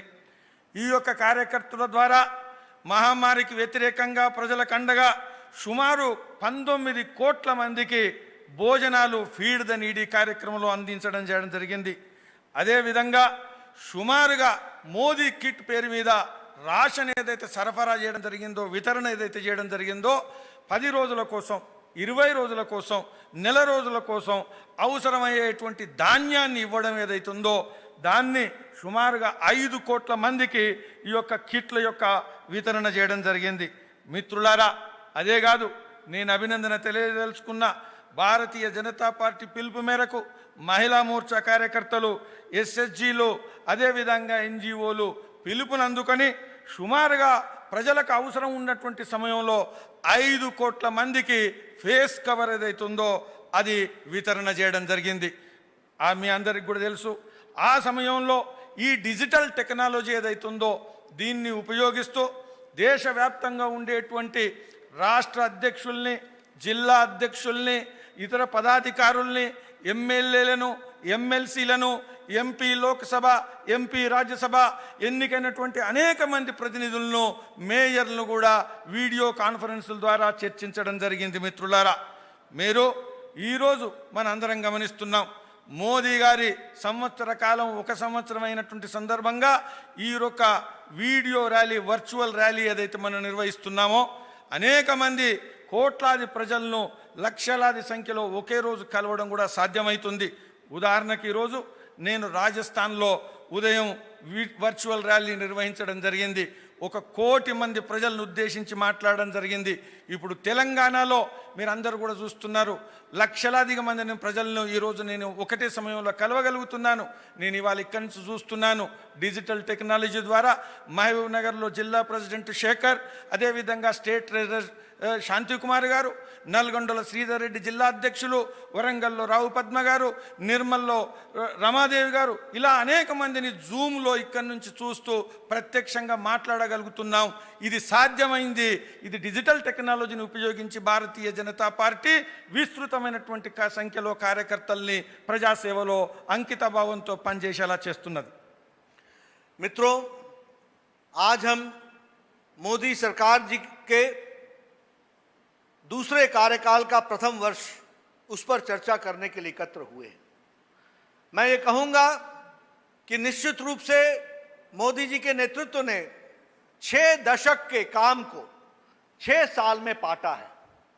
He has bridged the gap of 6 decades in 6 years। और ये मैं कहने के लिए नहीं कह रहा हूं, इसको करके दिखाया है मोदी जी ने, जिसके बारे में चर्चा आज मैं आपके साथ विस्तृत रूप से करूंगा। मित्रों, आप 2014 याद कीजिए, एक पॉलिसी पैरालिसिस का वातावरण था, प्रशासन का ढांचा चरमरा गया था, लोगों को समझ में नहीं आ रहा था कि प्रधानमंत्री का ऑफिस कहां से चलता है, 7 रेस कोर्स से चलता है या किसी और के घर से चलता है। Nobody knew who is PMO, who is functioning as PMO। एक भ्रम की स्थिति पैदा हो गई थी, भ्रष्टाचार का वातावरण था, देश की इज्जत दुनिया में नीचे आ गई थी। ऐसे समय में मोदी जी ने देश की बागडोर संभाली और धीरे धीरे करके तीव्र गति में भारत को आगे ले गए। और आप जानते हैं कि आज दुनिया में और अंतर्राष्ट्रीय राजनीति में भारत ने एक अपना स्थान मोदी जी के नेतृत्व में बनाया है, यह हम आपसे कहना चाहते हैं। अगर मैं इस 2019-20 की बात करूं, मोदी 2 के प्रथम वर्ष की, तो यह साल अचीवमेंट्स का साल रहा है। हमने वो उपलब्धियां हासिल की हैं जो हम वर्षों से नहीं कर पाए थे। यह साल कोविड जैसे भयानक संक्रमण से, जो कभी हमने सोचा नहीं था, अकल्पनीय था, उसके साथ भी मोदी जी के नेतृत्व में भारत देश ने पूरी ताकत के साथ लड़ाई लड़ी है, यह मैं आपसे कहना चाहता हूं। एक समय था जब कोरोना आया तो बड़े बड़े देश, शक्तिशाली देश इसके सामने अपने आप को असहाय पा रहे थे, लेकिन प्रधानमंत्री मोदी जी ने सही समय पर बोल्ड डिसीजन लिया और लॉकडाउन लगाया। जब लॉकडाउन लगाया तो उस समय देश की स्थिति क्या थी? 3 दिन में हमारे कोरोना के केस डबल हो रहे थे। आज कोरोना के केस 13 दिन 14 दिन में डबल हो रहे हैं। उस समय हमारे पास एक भी पर्सनल प्रोटेक्शन इक्विपमेंट PPE बनाने का साधन नहीं था। उस समय हमारी टेस्टिंग कैपेसिटी 1,500 थी प्रतिदिन। उस समय हमारे पास एक भी हॉस्पिटल नहीं था। उस समय हमारे पास डेडिकेटेड हॉस्पिटल नहीं था, डेडिकेटेड बेड्स नहीं थे। लेकिन इस लॉकडाउन की अवस्था में मोदी जी ने देश को तैयार किया, कोरोना से लड़ने के लिए अपनी शक्तियां संजोई। और आज हम गौरव के साथ ये बात कह सकते हैं, संतोष के साथ ये कह सकते हैं कि 1000 हॉस्पिटल्स कोविड के लिए डेडिकेटेड हैं, 2 लाख बेड्स कोविड के लिए डेडिकेटेड हैं, 20,000 ICU बेड्स तैयार हैं, 21,000 वेंटिलेटर्स यूज में हैं और 60,000 वेंटिलेटर पाइपलाइन में हैं जो जून महीने में आ जाएंगे। उस समय हमारी टेस्टिंग कैपेसिटी 1,500 थी, आज हमारी टेस्टिंग कैपेसिटी 1.5 लाख है प्रतिदिन। उस समय हमारे पास इन सारी चीजों की व्यवस्थाएं नहीं थी। पर्सनल प्रोटेक्शन इक्विपमेंट अब प्रतिदिन मोदी जी ने देश के उद्यमियों को जगाया और यहां देश में पर्सनल प्रोटेक्शन इक्विपमेंट बनने लगा। पहले एक नहीं बनता था, आज 4.5 लाख पर्सनल प्रोटेक्शन इक्विपमेंट प्रतिदिन बन रहे हैं। इस बात को हमको समझना चाहिए। इस तरीके से मोदी जी ने कोविड की लड़ाई में फ्रंट से लड़ाई लड़ी और फ्रंट से लड़ाई लड़ करके लोगों को इसमें संदेश भी दिया, हौसला भी बढ़ाया और इस लड़ाई में भारत की तस्वीर बहुत अलग निकल करके आई, जिसको दुनिया ने भी सराहा है। మిత్రులారా, భారతీయ జనతా పార్టీ మోదీ గారి నాయకత్వంలో ప్రభుత్వం ఇప్పటికి 6 సంవత్సరాలైంది. 6 సంవత్సరాల ప్రభుత్వ కాలాన్ని కనుక మనం సమీక్షిస్తే ఒకవైపు 60 సంవత్సరాల ఏదైతే ప్రభుత్వాలు నడిపాయో వాళ్ళు ఈ దేశానికి ఎన్ని పనులు అయితే సాధించారో, ఎన్ని లక్ష్యాలు అయితే సాధించారో అంతే వేగంగా కేవలం 6 సంవత్సరాలు, అంటే ఒకవైపు 60 సంవత్సరాలైతే ఇంకొక వైపు మోదీ గారి నాయకత్వంలో దేశం సాధించింది 6 సంవత్సరాల్లో. మీ అందరికి కూడా తెలుసు, 2014లో ప్రభుత్వం వచ్చినప్పుడు భారతదేశంలో పరిస్థితి ఏ విధంగా ఉండేది మనందరికి కూడా తెలుసు. ప్రభుత్వం పక్షవాతానికి గురైనట్టు నిర్ణయాలు తీసుకోలేనటువంటి ప్రభుత్వం. ఎవరు ప్రైమ్ మినిస్టర్ ఆఫీస్ నడిపిస్తున్నారో తెలియదు. ఏ విధంగా రేస్ కోర్సులో రోడ్లో ఉందా లేకపోతే జనపతిలో ఉందా ఏది తెలియదు. అదేవిధంగా దేశవ్యాప్తంగా అవినీతి కారణంగా ప్రపంచవ్యాప్తంగా ప్రతిష్ట ఏదైతుందో భారతదేశాన్ని దెబ్బతిన్నటువంటి పరిస్థితుల్లో మోదీ గారు 2014 ప్రభుత్వానికి వచ్చిన తర్వాత ఈరోజు ప్రపంచంలో భారతదేశం యొక్క ప్రతిష్టను ఇనుమడింపజేసినటువంటి, ఈరోజు భారతదేశం యొక్క ప్రతిష్టను పదిలం చేసినటువంటి పరిస్థితి మనం గమనిస్తున్నాం.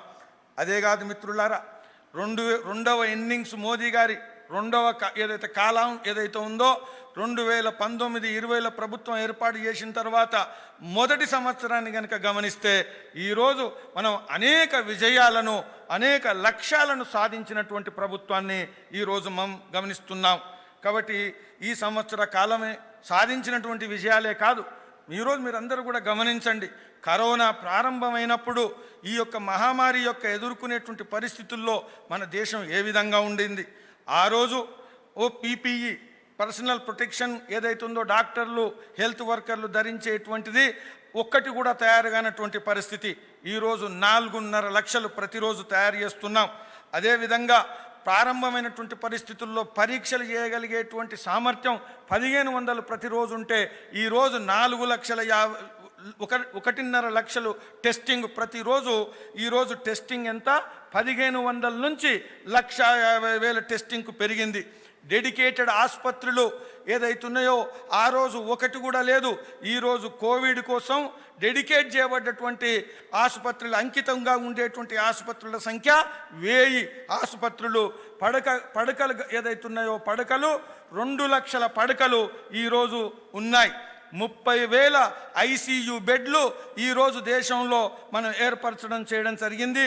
21,000 వెంటిలేటర్లు కూడా ఈరోజు మనం దేశవ్యాప్తంగా ఉన్నాయి. జూన్ నెలలో ఇంకొక 7,000 వెంటిలేటర్లు రాబోతున్నాయి. కాబట్టి మనకు ఆ రోజు కోవిడ్లో ప్రతి 3 రోజులకు డబుల్ అవుతున్నటువంటి స్థితి ఉంటే ఈరోజు 14-15 రోజులకు డబుల్ అయ్యేటువంటి స్థితికి ఈ యొక్క దేశాన్ని మనం తయారు చేయగలిగాం మోదీ గారి నాయకత్వంలో. इस लड़ाई में मोदी जी ने सारे देश को अपने साथ लिया, सरकार को साथ लिया, सरकारों को साथ लिया और उसके साथ साथ जनता को भी जन भागीदारी के माध्यम से इस देश को कोविड की लड़ाई में अपने आप को तैयार किया। आपको याद होगा कि इसी कोविड की लड़ाई के लिए पिछले 3 महीनों में प्रधानमंत्री जी ने संघीय ढांचा, फेडरल कोऑपरेटिव फेडरलिज्म को ध्यान में रखते हुए 6 बार देश के सभी मुख्यमंत्रियों को जोड़ते हुए वीडियो कॉन्फ्रेंस के माध्यम से 6 बार बातचीत की कि क्या करना चाहिए, कैसे लड़ना चाहिए, आपके सुझाव क्या हैं। और मुख्यमंत्री विभिन्न पार्टियों के, उनके अपने अपने एजेंडे, उनके अपने अपनी समस्याएं, उनके अपने अपने राजनीतिक एजेंडे भी थे, लेकिन सबको एक लड़ी में पिरो करके चलाने का काम नरेंद्र मोदी जी ने किया। यही नहीं, इसके साथ साथ जनता की जन भागीदारी भी बढ़ाई। लाल बहादुर शास्त्री के बाद ये ऐसे नेता पहले प्रधानमंत्री हुए जिनके आवाज पर जनता ने 137 करोड़ जनता की देश की जनता ने पूरा सहयोग दिया। जनता कर्फ्यू आप याद कीजिए, मोदी जी ने आह्वान किया, पूरे देश ने बिना एक सिपाही लगाए पूरा देश कर्फ्यू की अवस्था में चला गया। जब मोदी जी ने कहा कि कोरोना वॉरियर्स के लिए थाली बजाओ ताली बजाओ, तो सारे देश ने उनका साथ दिया और बाद में तो ये यूरोप में भी इस प्रथा को लोगों ने फॉलो किया, ताली बजाने का और कोरोना वॉरियर्स को सहयोग देने का, उनको हौसला बढ़ाने का।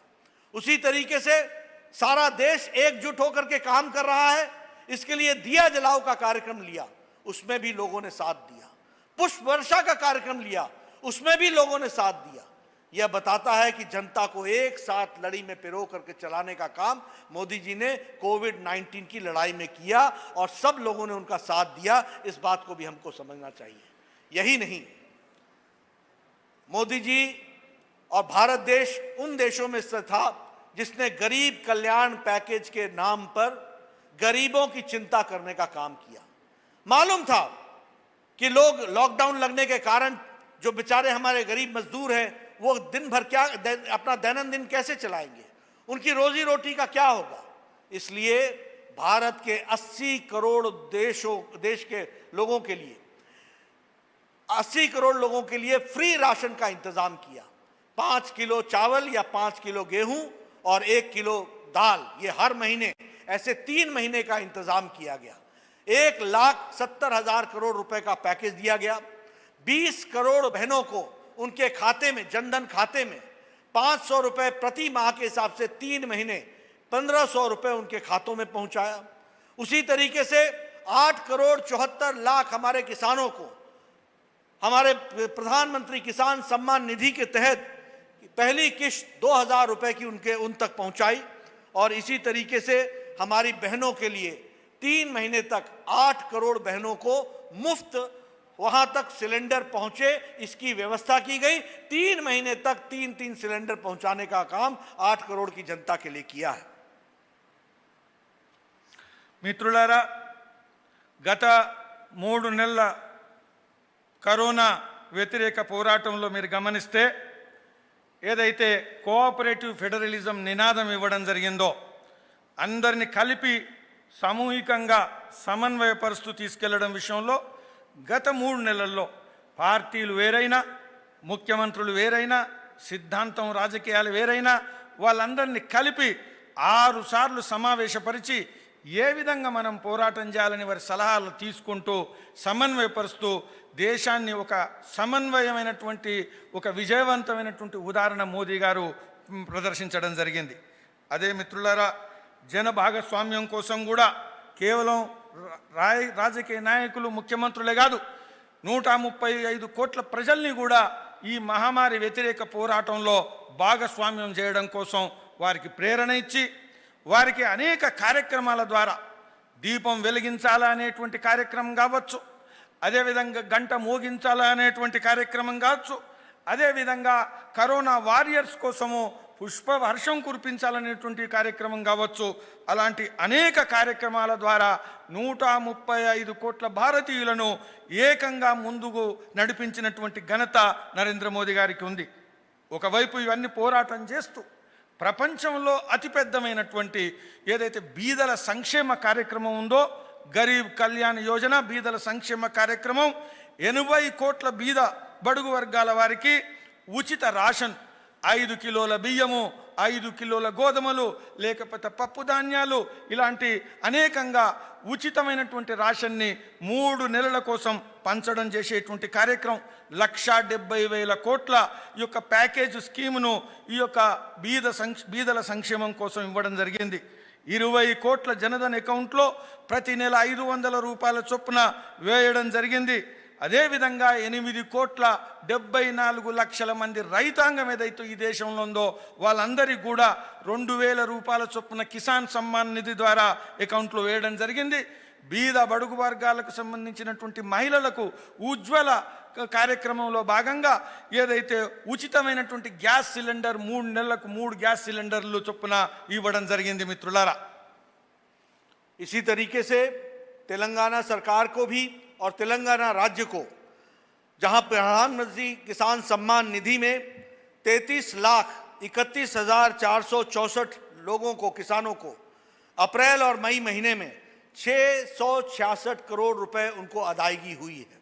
उसी तरीके से जनधन योजना में 53,75,000 बहनों को लगभग 532 करोड़ रुपए की अदायगी हुई है, 3 महीने के 500 रुपए। उसी तरीके से हमारे बुजुर्ग, हमारी विधवाएं, बहन माताएं, और उसी तरीके से हमारे जो स्पेशल चिल्ड्रन हैं, जो स्पेशल एबल्ड चिल्ड्रन हैं, लोग हैं, उनको भी लगभग 66 करोड़ रुपए की राहत पहुंचाने का काम किया गया। इसके साथ साथ आपको मालूम है कि आत्मनिर्भर पैकेज और आत्मनिर्भर पैकेज को 20 लाख करोड़ रुपए का प्रधानमंत्री जी ने दिया।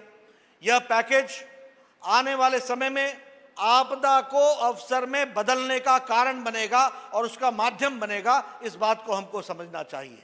लगभग 3 लाख करोड़ रुपए का कोलैटरल लोन, फ्री लोन हमारे एमएसएमई सेक्टर को दिया जाएगा। 1 लाख करोड़ रुपए एग्रीकल्चर के सेक्टर को इंफ्रास्ट्रक्चर बनाने के लिए दिया जाएगा।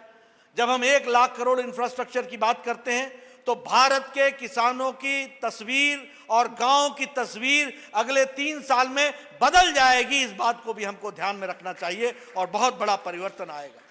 5,000 करोड़ रुपए का स्ट्रीट वेंडर्स के लिए, हमारे जो रास्ते पर ठेली लगाते हैं, रेहड़ी लगाते हैं, उनके लिए लगभग 50 लाख लोगों को इसका फायदा पहुंचाने का काम किया है। ये आत्मनिर्भर पैकेज चाहे कोल का फील्ड हो, चाहे एयर का फील्ड हो, चाहे हमारे अंतरिक्ष का फील्ड हो, सभी फील्डों के लिए इसमें रिफॉर्म्स ला करके परिवर्तन करने की योजना बनाई गई है। बॉटलनेक्स को हटा करके, जो बीच की बाधाएं हैं उसको हटा करके एक सुचारू रूप से कैसे अंतिम व्यक्ति का फायदा हो सकता है, इसकी चिंता की गई है। और इसलिए ये आत्मनिर्भर पैकेज ये भारत की तस्वीर को बदलने वाला पैकेज बनेगा। మిత్రులారా, ఒకవైపు బీదల సంక్షేమం కోసం 1,70,000 కోట్లు, అందులో భాగంగా సామాన్యమైనటువంటి చిన్న సన్నకారు రైతుల విషయంలో, జనధన్ అకౌంట్ల విషయంలో, దివ్యాంగుల విషయంలో, ఇదే విధంగా అనేక మంది వృద్ధుల విషయంలో అనేకమైనటువంటి యొక్క ప్యాకేజీలో కార్యక్రమాలు మనం నిర్వహిస్తే, ఇంకొక వైపు కేంద్ర ప్రభుత్వం మోదీ గారి నాయకత్వంలో ఒక విప్లవాత్మకమైనటువంటి, ఒక చారిత్రాత్మకమైనటువంటి ప్యాకేజ్ ఆత్మనిర్భర, ఏదైతే స్వావలంబన ప్యాకేజ్ ఏదైతే ఉందో అది ప్రకటించడం జరిగింది. దేశంలో 20 లక్షల కోట్లు ఏదైతే ప్యాకేజ్ ఏదైతే ఉందో మోదీ గారు ప్రకటించారు. అందులో భాగంగా చిన్న పరిశ్రమలు, లఘు పరిశ్రమలు, మధ్యతరగతి పరిశ్రమలు, వీళ్ళందరికీ కూడా అప్పుల రూపంలో ఇవ్వడం కోసం ప్రభుత్వమే గ్యారంటీ 3 లక్షల కోట్లు. అదేవిధంగా రైతాంగం కోసం ఏదైతే చేను నుంచి మొదలుకొంటే నగరంలో కొనుగోలు స్థలం వరకు ఉండేటువంటి ఇన్ఫ్రాస్ట్రక్చర్ విషయంలో 1 లక్ష కోట్ల రూపాయలు. అదేవిధంగా ఈ యొక్క స్ట్రీట్ వెండర్స్ ఎవరైతే ఉన్నారో, మనకు బాజార్లో అమ్ముకునేటువంటి వాళ్ళు, చిన్న దుకాణాలు పెట్టుకొని అమ్ముకునేటువంటి వాళ్ళు, వ్యాప్తంగా 50 లక్షల మందికి 5,000 కోట్ల రూపాయలు ఈ విధంగా ఈ యొక్క ఆత్మనిర్భర్ ప్యాకేజ్ ఏదైతే ఉందో అది ప్రకటించడం జరిగింది.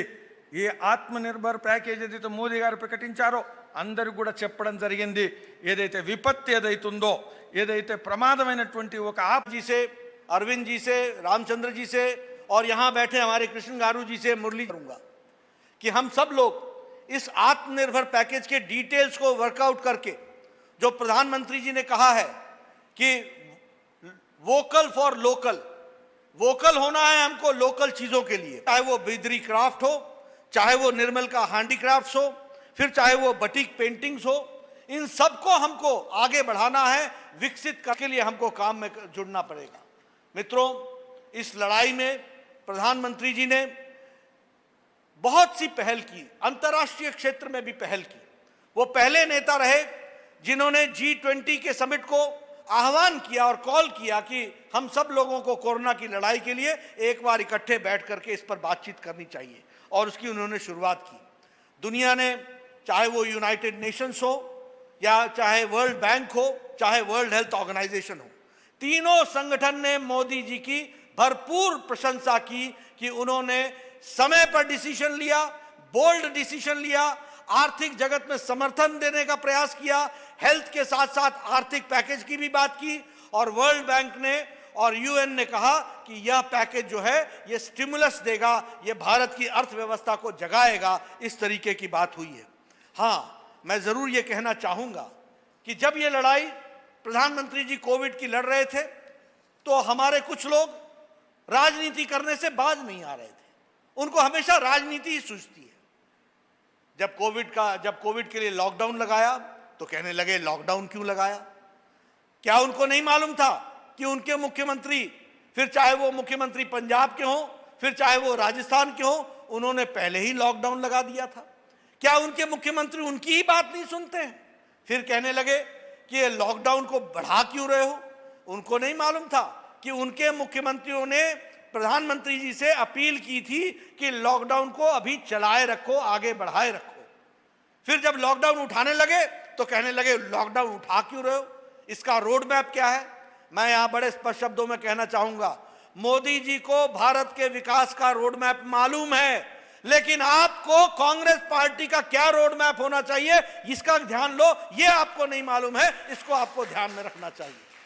మిత్రులారా, నేను రాష్ట్రంలో హైదరాబాద్లో వేదికపై ఉన్నటువంటి రాష్ట్ర అధ్యక్షులు, ఇతర నాయకులు, ఇక్కడ కేంద్రం ఢిల్లీలో ఉండేటువంటి వేదికపైనటువంటి నాయకుల్ని నేను కోరుతున్నాను, మోదీ గారు ఏదైతే పిలిపించారో స్థానికంగా ఉండేటువంటి వస్తువులు వాటికి మార్కెట్ను పెంచాలా, వాటిని కొనుగోలు చేయాలా, వాటిని ప్రోత్సహించాలా అనేదైతే ప్రత్యేకంగా నేను మోదీ గారు ఏదైతే పిలిపించారో వాటిని ప్రజల వద్దకు తీసుకెళ్ళి వాటిని విజయవంతం చేసి మోదీ గారి యొక్క కార్యక్రమాన్ని ప్రజలు సంతోషంగా, అంటే దాని కారణంగా లాభించేటువంటి పరిస్థితులు తీసుకురావాలని కోరుతున్నాను.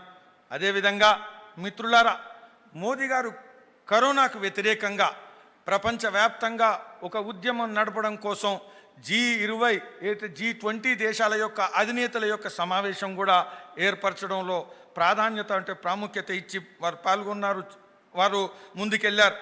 అదేవిధంగా మోదీ గారు ఇచ్చినటువంటి నాయకత్వం, మోదీ గారు ఇచ్చినటువంటి కార్యక్రమాలు, వాటన్నిటినీ కూడా ఏదైతే అంతర్జాతీయ సంఘం ఏదైతుందో, యుఎన్ఓ ఏదైతుందో, అదేవిధంగా ప్రపంచ బ్యాంకు, అదేవిధంగా ప్రపంచ ఆరోగ్య సంస్థ, వరల్డ్ హెల్త్ ఆర్గనైజేషన్, ఈ 3 సంస్థలు కూడా మోదీ గారి యొక్క ప్రభుత్వాన్ని, మోదీ గారి యొక్క కార్యక్రమాలని, మోదీ గారి యొక్క స్కీమ్స్ను పొగడడం జరిగింది. బీదలకు యొక్క సంక్షేమ కార్యక్రమాన్ని కూడా ఆర్థిక వ్యవస్థను సదృఢపరుస్తుంది అని వారు పొగడడం జరిగింది. మిత్రులారా, ఒకవైపు ప్రపంచం పొగుడుతూ ఉంటే, యునైటెడ్ నేషన్స్, వరల్డ్ బ్యాంకు పొగుడుతూ ఉంటే, ఇక్కడ కొందరు కోవిడ్ సమయంలో కూడా రాజకీయాలు మర్చిపోకపోవడం చాలా దురదృష్టకరమైనటువంటి విషయం. మీ అందరికి కూడా తెలుసు, అనేకమైనటువంటి రాజకీయాలు చేశారు. లాక్డౌను ఎందుకు పెట్టారని, అదేవిధంగా లాక్డౌన్ను ఎందుకు పొడిగిస్తున్నారని, లాక్డౌను ఎందుకు ఎత్తివేశారని. కానీ ఒకవైపు వీళ్ళు అడుగుతున్నప్పుడు పంజాబ్ ముఖ్యమంత్రి, అదేవిధంగా రాజస్థాన్ ముఖ్యమంత్రి కేంద్ర ప్రభుత్వం కన్నా ముందే లాక్డౌన్ను అమలు చేయడం జరిగింది. వారు ప్రధానమంత్రిని కోరడం జరిగింది, మీరు రాబోయేటువంటి రోజుల్లో మీరు ఎట్టి పరిస్థితుల్లో దీన్ని పొడిగించాలని కోరడం జరిగింది. అంటే మరి వారి పార్టీ వాళ్ళ ముఖ్యమంత్రులకు మధ్యన సమన్వయం లేదా, వాళ్లకు తెలియదా అని నేను అడుగుతున్నాను. మిత్రులారా, నరేంద్ర మోదీ గారికి భారతదేశం యొక్క అభివృద్ధి పథం ఏదైతుందో వారికి ఖచ్చితంగా తెలుసు, వారికి అవగాహన ఉంది. కానీ కాంగ్రెస్ యొక్క భవిష్యత్తు పథం మీకు అవగాహన లేదు అనేది నేను హెచ్చరిస్తున్నాను. मित्रों, अभी कुछ दिन पहले सोनिया जी ने कहा कि पेट्रोल के प्राइसेस क्यों बढ़ा दिए। आपको नहीं मालूम कि पंजाब ने बढ़ाए हैं, आपको नहीं मालूम महाराष्ट्र ने बढ़ाया है, आपको नहीं मालूम है कि राजस्थान ने बढ़ाया है। आपके मुख्यमंत्री आपकी ही बात नहीं सुनते हैं। किस तरीके की राजनीति आप कर रहे हो, किस तरीके का नकारात्मक फैला रहे हो। अभी ये गलवान घाटी के विषय पर जिस तरीके से नकारात्मक भाषा का इस्तेमाल करते हुए राहुल गांधी जी ने बेबुनियादी तर्क देते हुए जिन बातों को रखा है, सिवाय हमारे फौज के भाइयों का मनोबल तोड़ने के सिवाय और कोई काम नहीं कर रहे हैं। मैं लंबे समय तक ऑपोजिशन में रहा हूं, हम सब लोग लंबे समय तक ऑपोजिशन में रहे हैं। हमारी पार्टी का वह इतिहास है, जो देश जब भी क्राइसिस में आया तो हम हमेशा कंधे से कंधा मिला करके उस समय की सरकारों के साथ खड़े रहे हैं। वो 62 की लड़ाई हो, वो 65 की लड़ाई हो, वो 70 के दशक में बांग्लादेश को आजाद कराने की लड़ाई हो, लेकिन आपने कारगिल के विषय पर राज्यसभा का सत्र बुलवाया, आपने हर तरीके के प्रश्न खड़े किए। और आज भी जब देश चाइना के बॉर्डर पर लड़ रहा है और जब प्रधानमंत्री जी ने स्पष्ट शब्दों में कह दिया कि ना हमारे कोई सीमा में घुसा है ना घुसा हुआ है और हमारे आर्मी सक्षम है लड़ाई लड़ने में और अपनी एक एक इंच की भूमि की रक्षा करने में हमारे फौज सक्षम है, तो उस समय हमारे लोग, हमारे विपक्ष के लोग तरह तरह के प्रश्न खड़े करके देश का मनोबल और देश के साथ साथ फौज का मनोबल गिराने का काम कर रहे हैं। मैं इसकी कड़े शब्दों में निंदा भी करता हूं और मैं इसको गैर जिम्मेदाराना विपक्ष की भूमिका मानता हूं, यह मैं आपसे कहना चाहता हूं। మిత్రులారా, ఈ యొక్క పెట్రోల్ ధరలు పెంచడం గురించి కాంగ్రెస్ పార్టీ మాట్లాడుతున్నది. కాంగ్రెస్ పార్టీ నాయకత్వం గమనించాల. పంజాబ్లో రాష్ట్ర ప్రభుత్వం వాళ్ళు పెట్రోల్ ధరలు ఆల్రెడీ పెంచడం జరిగింది. అదేవిధంగా రాజస్థాన్లో పెంచడం జరిగింది, మహారాష్ట్రలో పెంచడం జరిగింది. మరి కాంగ్రెస్ పార్టీ నాయకత్వం యొక్క మాట ఆ యొక్క పార్టీకి సంబంధించినటువంటి ముఖ్యమంత్రులు వినట్లేదా? వాళ్ళ మధ్య ఎందుకు సమన్వయం లేదు? మీ పార్టీకి ముఖ్యమంత్రులకు ఒకటి, ఇంకా వేరే కేంద్ర ప్రభుత్వానికి ఇంకొకట అని నేను ప్రశ్నిస్తున్నాను. అదేవిధంగా అదే బాధ్యతారాహిత్యం ఆ పార్టీ గల్వాన్ లోయలో జరిగినటువంటి ఘటన విషయంలో కూడా చూపెడుతున్నది. ఒకవైపు దేశం ఒక సంక్షోభాన్ని ఎదుర్కొంటున్నటువంటి సమయంలో మీ అందరికి కూడా తెలుసు, భారతీయ జనతా పార్టీ అనేక సంవత్సరాలు మనం ప్రతిపక్ష అనుభవంలో ఉన్నాం, ప్రతిపక్షంలో ఉన్నాం. మనం నేనే కాదు, మన అందరం కూడా పార్టీ తరఫున ప్రతిపక్షంలో ఉన్నాం. 1948లో, 1962లో, 65లో, 71 బంగ్లాదేశ్ నిర్మాణం జరుగుతున్నప్పుడు దేశం సంక్షోభం, దేశం ముందు యుద్ధం ఉన్నప్పుడు మనం అన్ని మరిచి దేశం కోసం నిలబడ్డాం, ప్రభుత్వంకి అండగా నిలబడ్డాం. కానీ వీరు మాట్లాడుతున్నది ఏదైతుందో అనేక ప్రశ్నలు లేవనెత్తడం, అనేక సందేహాలు లేవనెత్తడం, అనేక అనుమానాలు లేవనెత్తడం ఏదైతుందో ఇది ఇంకొక విషయం కాదు, సైనికుల యొక్క మనోధైర్యాన్ని చెడగొట్టడం, చెదిరించడమే ఇంకొక ఫలితం అనేది గమనించాలా. కాబట్టి మిత్రులారా, భారతీయ జనతా పార్టీ ఈ బాధ్యతారాహిత్యమైనటువంటి రాజకీయాలు ఏదైతుందో వీటిని గర్హిస్తున్నది, ఖండిస్తున్నది. मित्रों, इसके साथ साथ जब मैं 2019-20 की चर्चा करता हूं तो कोरोना वायरस के साए से निकल करके जो काम पिछले 1 साल में हुए हैं वो ऐतिहासिक काम है जो सदियों से नहीं हो पाए थे, उनको करने का प्रयास हुआ है। जब मैं ये कहता हूं कि 6 दशक के काम को 6 साल में पूरा किया है तो ये कहने के लिए नहीं कहता हूं। धारा 370 कहा जाता था कि ये टेम्पररी रहेगी, लेकिन यह जैसे जैसे कांग्रेस का राज्य चला वैसे वैसे ये परमानेंट होने की तरफ चल पड़ी और अलगाववाद के बीज इसी धारा 370 में थे।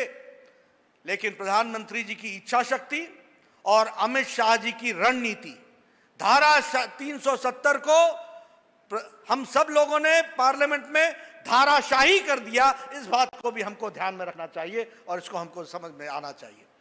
धारा 370 सिर्फ जम्मू का एकीकरण ही नहीं है, यह जम्मू का लेंथ और ब्रेड्थ ऑफ द कंट्री के साथ मिलन ही नहीं है, ये कश्मीर से कन्याकुमारी का मिलन नहीं है, ये जम्मू कश्मीर को मुख्य धारा में शामिल करने वाला विषय है। वहां पर ट्राइबल लोगों को रिजर्वेशन नहीं था, वो हमारे मुस्लिम भाई थे, हमारे गुर्जर भाई थे, हमारे बकरवाल भाई थे, लेकिन उनको ट्राइबल रिजर्वेशन नहीं था धारा 370 के कारण। वहां पर हमारे बहनों को अगर वो जम्मू कश्मीर के बाहर शादी करती हैं तो उनको प्रॉपर्टी में राइट नहीं था। वहां के हमारे वाल्मीकि भाइयों को, जो हम लोग बहुत कांग्रेस पार्टी वाले दलित दलित करते हैं और दलित की दुहाई देते हैं, वहां वाल्मीकि कर्मचारी को उसका बेटा सिर्फ वाल्मीकि कर्मचारी ही लग सकता था, वो डॉक्टर नहीं बन सकता था, वो इंजीनियर नहीं बन सकता था, यह परिस्थिति थी। वहां पर भारत के 106 कानून लागू नहीं होते थे, एंटी करप्शन एक्ट नहीं लागू होता था, पॉक्सो नहीं लागू होता था, prevention of children from sexual offences ये लागू नहीं होता था, वहां पर डोमेस्टिक वायलेंस एक्ट नहीं लागू होता था, वहां एंटी करप्शन एक्ट लागू नहीं होता था, भ्रष्टाचार किए चलो पूछता कोई था नहीं। आज धारा 370 समाप्त हुई है, महिलाओं को बराबर का अधिकार मिला है वो कहीं भी शादी करें, बहनें हमारी, उनकी प्रॉपर्टी उनकी प्रॉपर्टी उनको मिलेगी। उसी तरीके से हमारे वाल्मीकि भाई अब उनके बेटे डॉक्टर भी बनेंगे, इंजीनियर भी बनेंगे, जज भी बनेंगे, पुलिस ऑफिसर भी बनेंगे, एडमिनिस्ट्रेशन में भी जाएंगे। यह परिस्थिति आकर के खड़ी हुई है। उसी तरीके से आपको जान करके खुशी होगी कि पहले जो पाकिस्तान से आए हुए लोग वहां पर बसे थे, जो हमारे रेफ्यूजी भाई थे, उनको चुनाव लड़ने का अधिकार नहीं था, उनको वोट देने का अधिकार नहीं था। अब डिलिमिटेशन होगी और धारा 370 हटने के कारण अब वो चुनाव भी लड़ सकेंगे और चुनाव जीत करके वो पब्लिक रिप्रेजेंटेटिव भी बन सकेंगे। यह परिस्थिति आकर के खड़ी हुई है।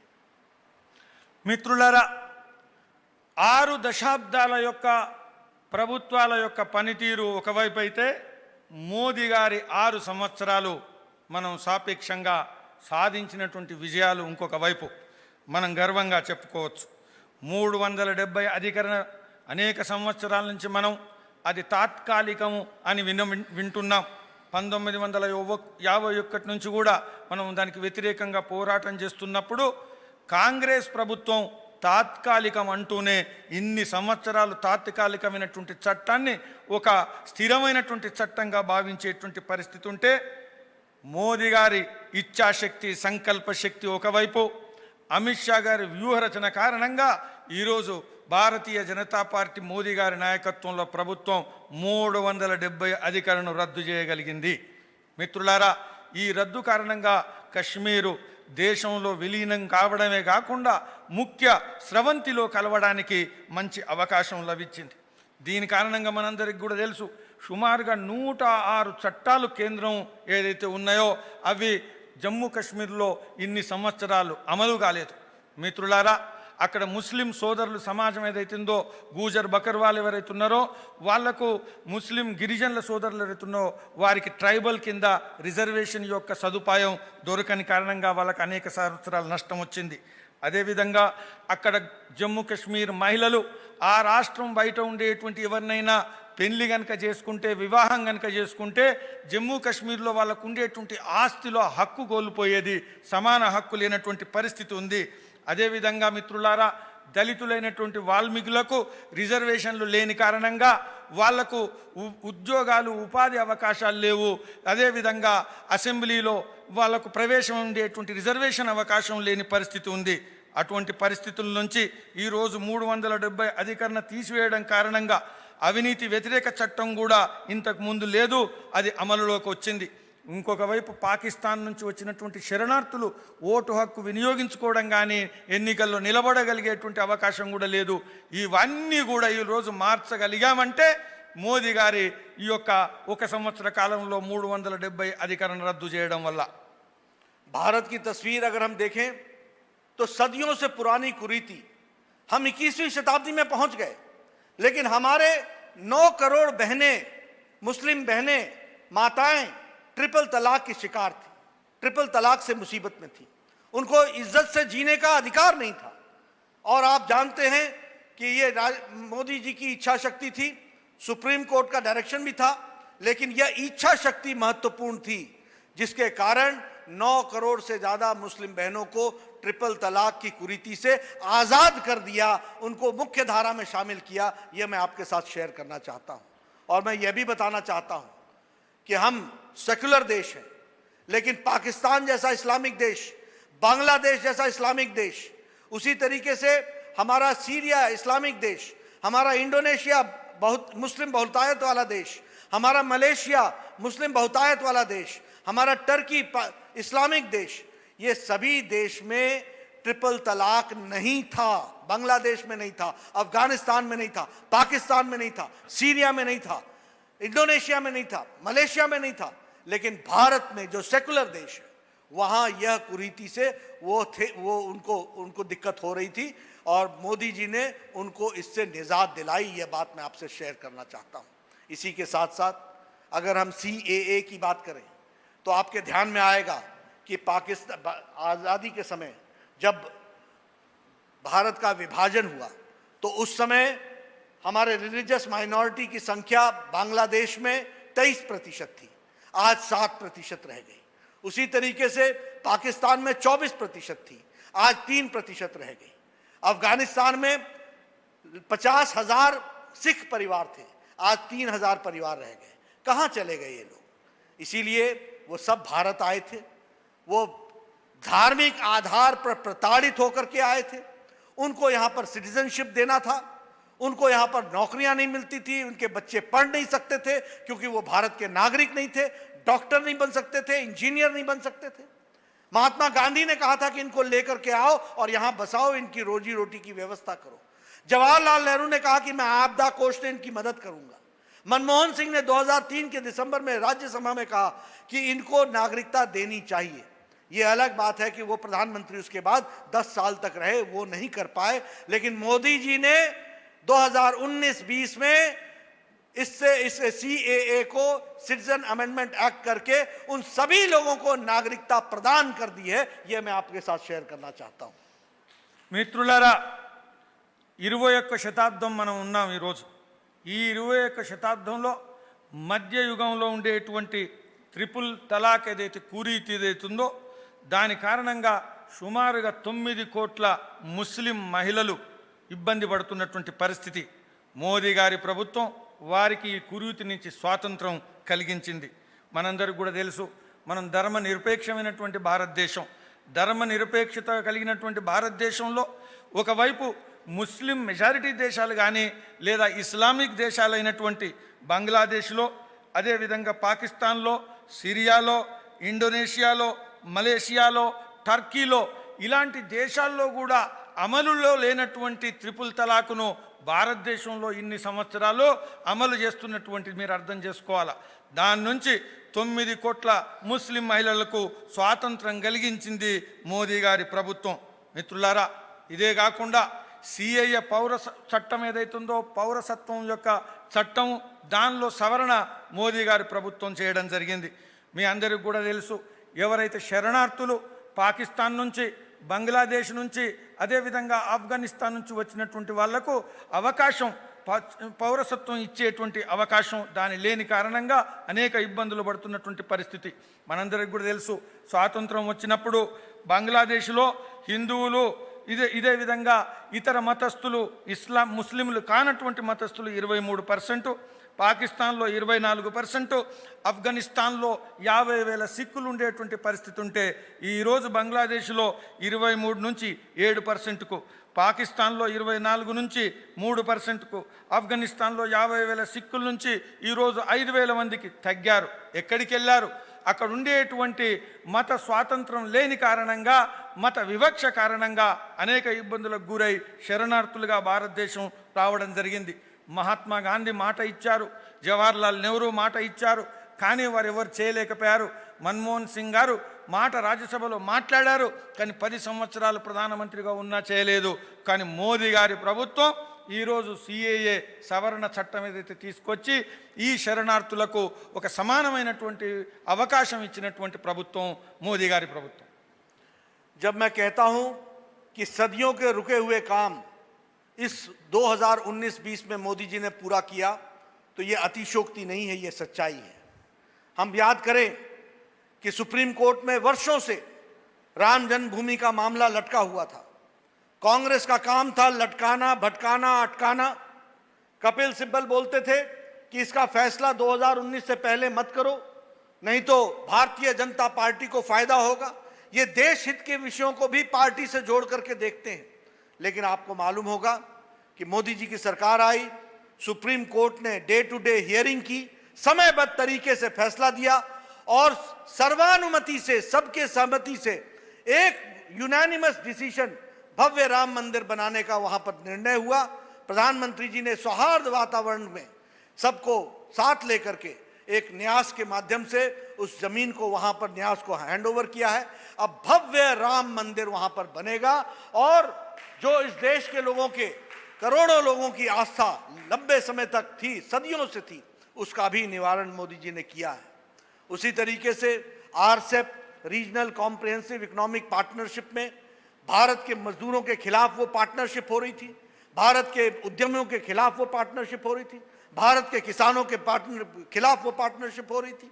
मोदी जी 16 देश में से एक देश भारत था, 15 एक तरफ रह गए, लेकिन 16वां देश भारत ने मोदी जी के नेतृत्व में कह दिया कि ये हमारे किसान के पक्ष में नहीं है, ये हमारे मजदूरों के पक्ष में नहीं है, ये हमारे उद्यमियों के पक्ष में नहीं है, इसलिए भारत इसके साथ अपने आप को जोड़ेगा नहीं।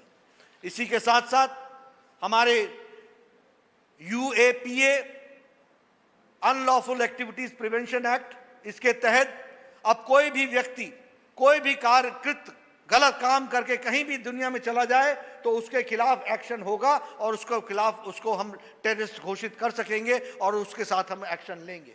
उसी तरीके से NIA का दायरा बढ़ा दिया कि अगर कोई एक्टिविटी यहाँ या देश के बाहर देश के खिलाफ हो तो उसका भी इन्वेस्टिगेशन होगा। इस तरीके का काम किया।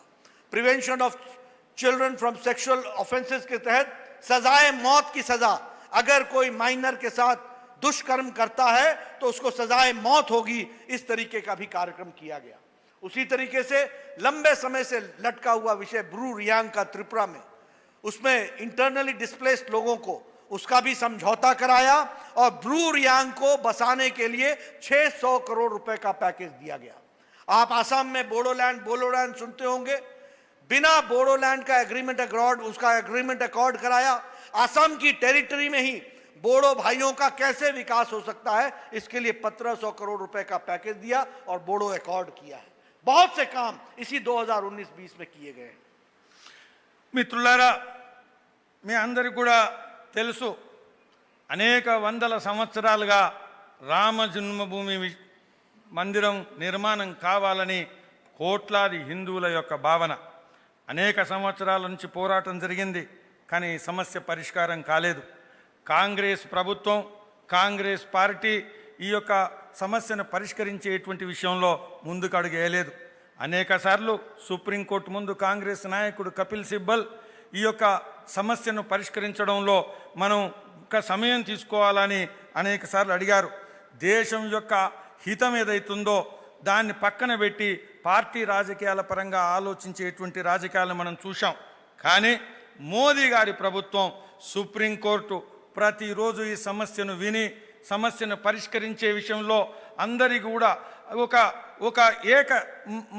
అందరూ కూడా కలిసి సమన్వయంగా మూకుమ్మడిగా నిర్ణయాన్ని ప్రకటించి యునానిమస్గా నిర్ణయాన్ని ప్రకటించడం, సౌహృదయతతో ఈరోజు ఎలాంటి హింస లేకుండా ఒక మంచి వాతావరణంలో రామ జన్మభూమి ట్రస్ట్కు ఈ యొక్క భూమిని అప్పగించి ఆడ ఆలయ నిర్మాణ కార్యక్రమాన్ని ప్రారంభించినటువంటి ఘనత నరేంద్ర మోదీ గారికి దక్కుతుంది.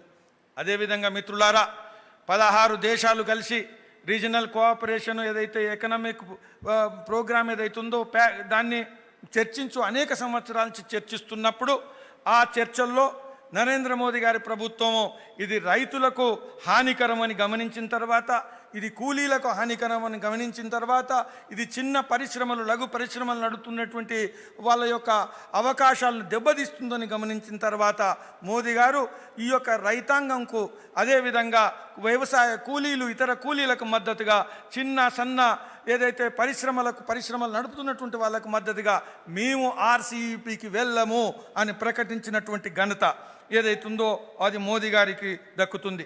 అదేవిధంగా అన్లాఫుల్ యాక్టివిటీస్ ఏదైతే ప్రివెన్షన్ యాక్ట్ ఏదైతుందో ఉగ్రవాదానికి, వేర్పాటువాదానికి అరికట్టడం కోసం దాన్ని ఒక చట్టంగా తీసుకొచ్చి అనేక చర్యలను తీసుకున్నటువంటి ప్రభుత్వం, NIAను కూడా ఎక్స్టెన్షన్ ఇప్పించినటువంటి ప్రభుత్వము, లైంగిక వేధింపుల విషయంలో మరణశిక్ష ఏదైతే ఉరితీత కార్యక్రమాన్ని ముందుకు తీసుకెళ్లినటువంటి నిర్ణయాన్ని తీసుకున్నటువంటి ప్రభుత్వము, అస్సాంలో బోడోలకు కూడా అక్కడ ఉండేటువంటి గిరిజనుల విషయంలో కూడా ఈ ప్రభుత్వం అనేక సంక్షేమ పథకాలను ప్రకటించినటువంటి ప్రభుత్వం. కేవలం 6 సంవత్సరాల్లో, ముఖ్యంగా ఈ ఒక్క సంవత్సరంలో అనేక పథకాలను అమలుపరిచినటువంటి, అనేక నిర్ణయాలను అమలుపరిచినటువంటిది మోదీ గారి ప్రభుత్వం. इसी तरीके से सामाजिक सुरक्षा के लिए मोदी सरकार ने जो काम किए वो हम सबके ध्यान में है।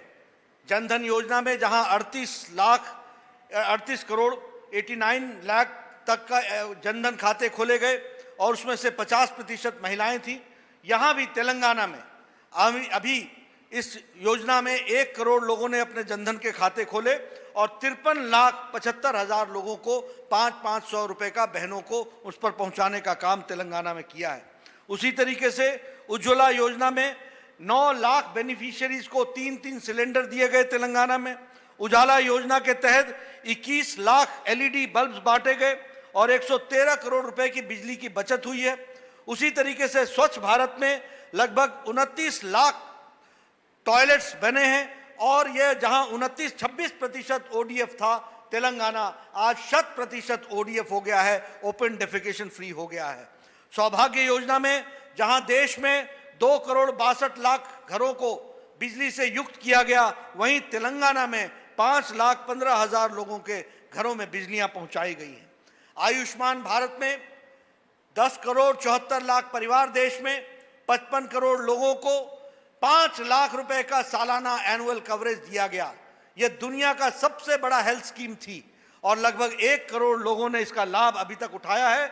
और इसमें तेलंगाना में आपने ट्रीटमेंट इसमें नहीं हुआ क्योंकि तेलंगाना के मुख्यमंत्री ने आयुष्मान भारत में शामिल नहीं हुए और इसके कारण लाखों जो गरीब लोग हैं, जो marginal section of the society है, उसको इस लाभ से उन्होंने वंचित रखा है। इस बात को भी हमको ध्यान में रखना चाहिए। मित्रों, मैं यही कहना चाहूंगा कि जहां भारत सरकार मोदी जी के नेतृत्व में दिन रात काम कर रही है, तेलंगाना की सेवा करना चाहती है, वहीं चंद्रशेखर राव की सरकार, टीआरएस की सरकार कोविड से लड़ाई लड़ने में नाकाम रही है। हम सब जानते हैं कि एक यंग जर्नलिस्ट ऑक्सीजन की कमी के कारण बेचारे की जीवन लीला समाप्त हो गई। हमें मालूम है कि आपके यहाँ टेस्टिंग कैपेसिटी हिमाचल जैसे छोटे राज्य से भी कम टेस्टिंग कैपेसिटी है। हमारी जो मॉर्टेलिटी रेट है वो 3.8% है, जबकि देश की मॉर्टेलिटी रेट 1.5% है। इसलिए हर दृष्टि से तेलंगाना में जिस तरीके से कोविड की लड़ाई होनी चाहिए थी, वो लड़ाई नहीं हुई है। इस बात को भी हमको समझना चाहिए। यहाँ पर जिस तरीके का शब्द मुख्यमंत्री जी हिंदू गालू बोंदू गालू का शब्द इस्तेमाल करते हैं, ये बताता है कि भारत के नागरिक और तेलंगाना के नागरिकों को देखने का मुख्यमंत्री का नजरिया क्या है। इसको हमको समझना चाहिए। हमें जानना चाहिए कि ये क्या अर्थ है। आपको शासन पे सब लोगों ने बैठाया है, इस तरीके की भाषा बोलना, इस तरीके के शब्दों का इस्तेमाल करना, ये प्रजातंत्र में शोभा नहीं देता है। ये कहीं ना कहीं आपका अहंकार बताता है, ये कहीं ना कहीं आपका अहंकार को प्रतिलक्षित करता है, जिसको हमको ध्यान में रखना चाहिए। और तेलंगाना एक काम में सबसे आगे चला है, वो काम है करप्शन, करप्शन एंड करप्शन। भ्रष्टाचार, भ्रष्टाचार, भ्रष्टाचार। आओगे तो क्या दोगे, जाओगे तो क्या दे के जाओगे। आने का काम, आने का काम, हर एक में कट मनी, हर में भ्रष्टाचार, हर एक प्रोजेक्ट में भ्रष्टाचार। लोगों के लिए प्रोजेक्ट नहीं बनता है, प्रोजेक्ट बनता है कि किसमें कितना भ्रष्टाचार होगा, उसके आधार पर प्रोजेक्ट बनता है तेलंगाना में। मित्रों, ये समय आ चुका है। मुझे जानकारी अच्छे तरीके से तेलंगाना की है, यहां बैठे हुए सब लोग जानते हैं। एक एक जिला घूमने का मुझे मौका मिला है।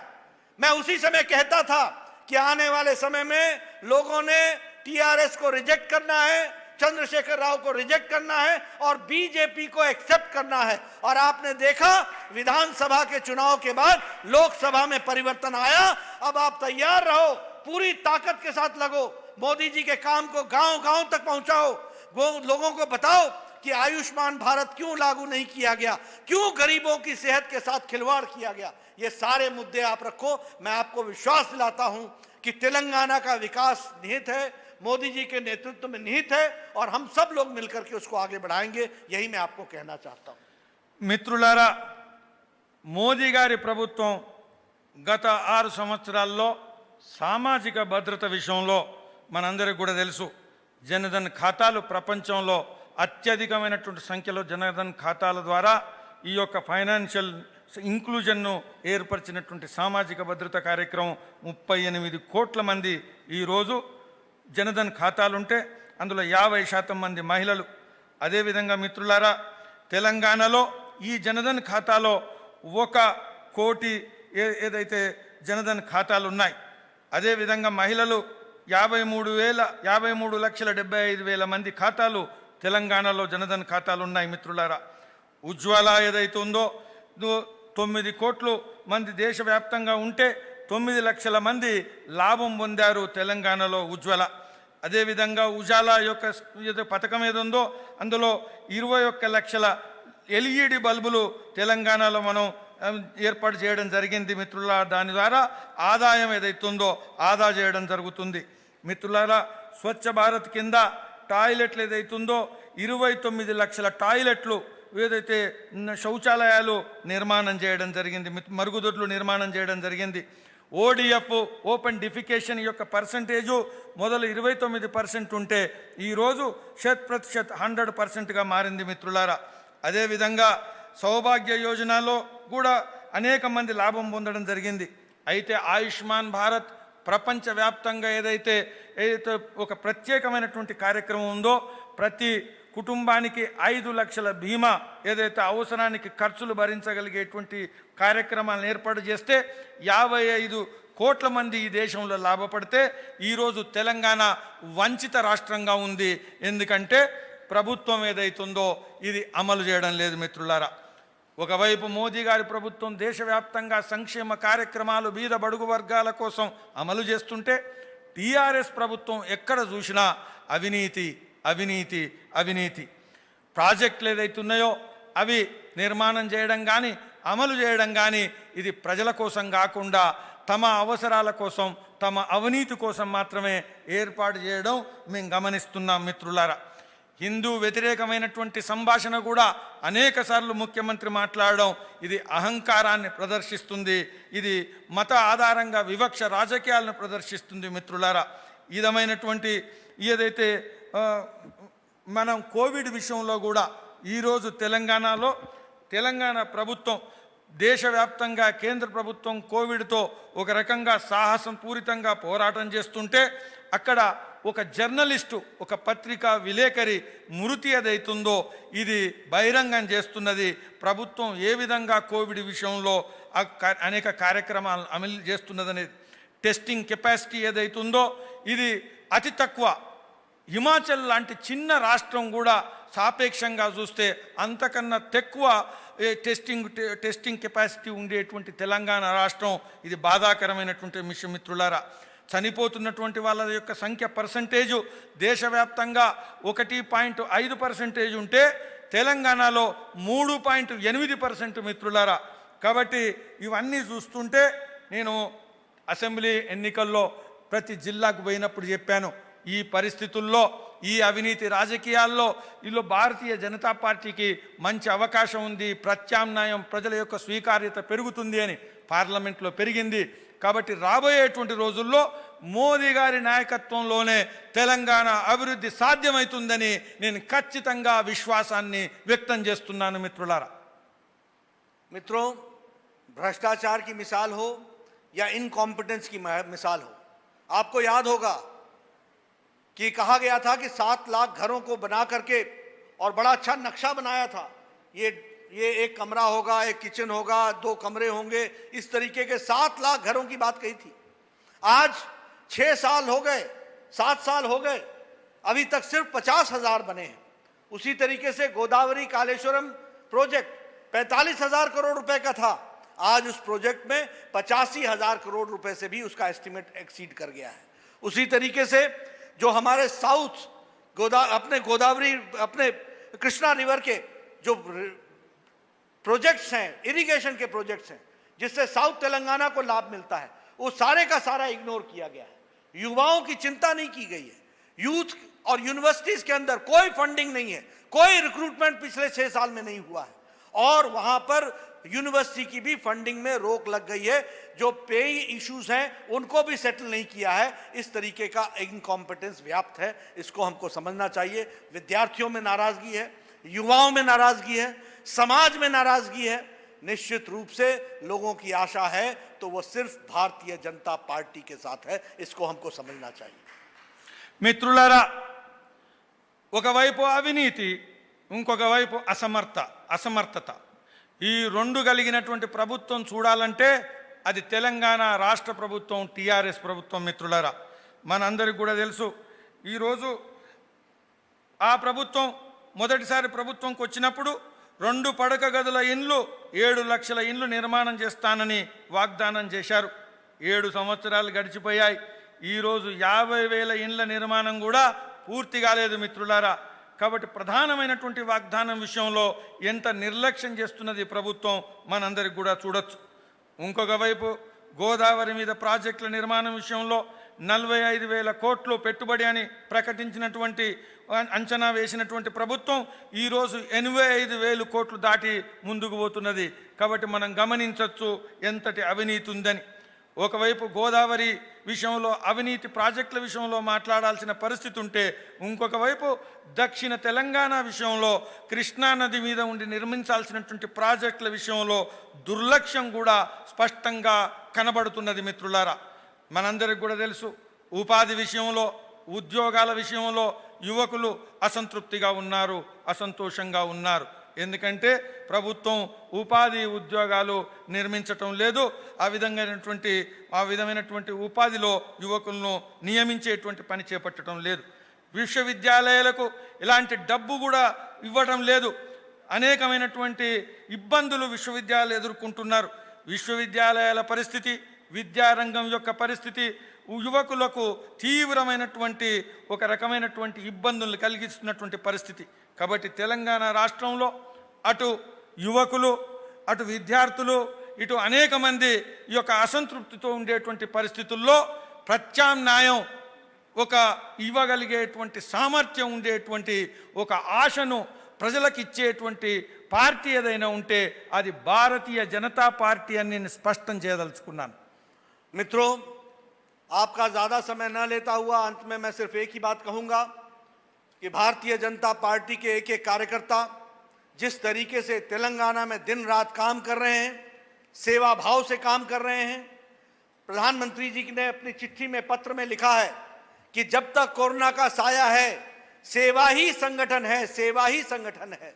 मैं आपसे निवेदन करूँगा कि आप घर घर में जाकर के संदेश दें और एक एक कार्यकर्ता सेवा में पूरी ताकत के साथ जुटे, लोगों के आंसू पोंछे, लोगों के दुख तकलीफ में शामिल हो और भारतीय जनता पार्टी के कार्यकर्ता के रूप में समाज सेवक बनकर के समाज सेवा में जुटे। यही मेरी आपसे प्रार्थना है। आपने मेरी बात सुनी, आपका बहुत बहुत धन्यवाद। మిత్రులారా, నేను చివరిగా మీకు అందరికీ కూడా ఒక పిలుపిస్తున్నాను. భారతీయ జనతా పార్టీ కార్యకర్తలు తెలంగాణలో ఏ విధమైనటువంటి అంకిత భావంతో నిమగ్నమై పనిచేస్తున్నారో కోవిడ్ వ్యతిరేక పోరాటంలో ఇది అభినందించాల్సినటువంటి విషయం.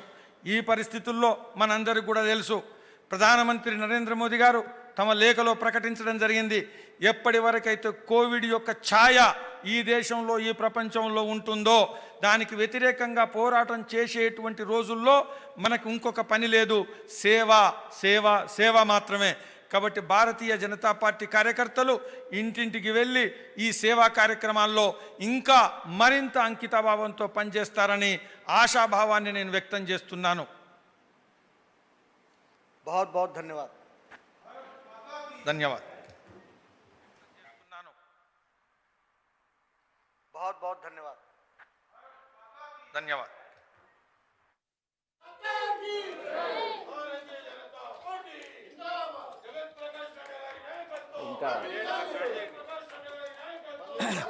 భారత్ మాతా కీ, నరేంద్ర మోడీ గారి నాయకత్వం,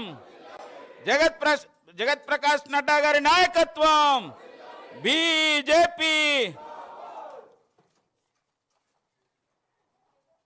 మన రాష్ట్ర అధ్యక్షుని నాయకత్వంలో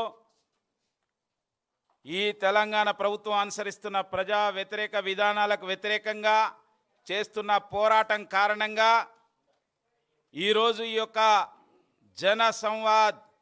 తెలంగాణ జన సంవాద్ సభకు లక్షలాది మంది ప్రజల యొక్క మరి స్పందన వచ్చింది. లక్షలాది మంది పాల్గొంటున్నట్టుగా మనకు సమాచారం వస్తున్నది.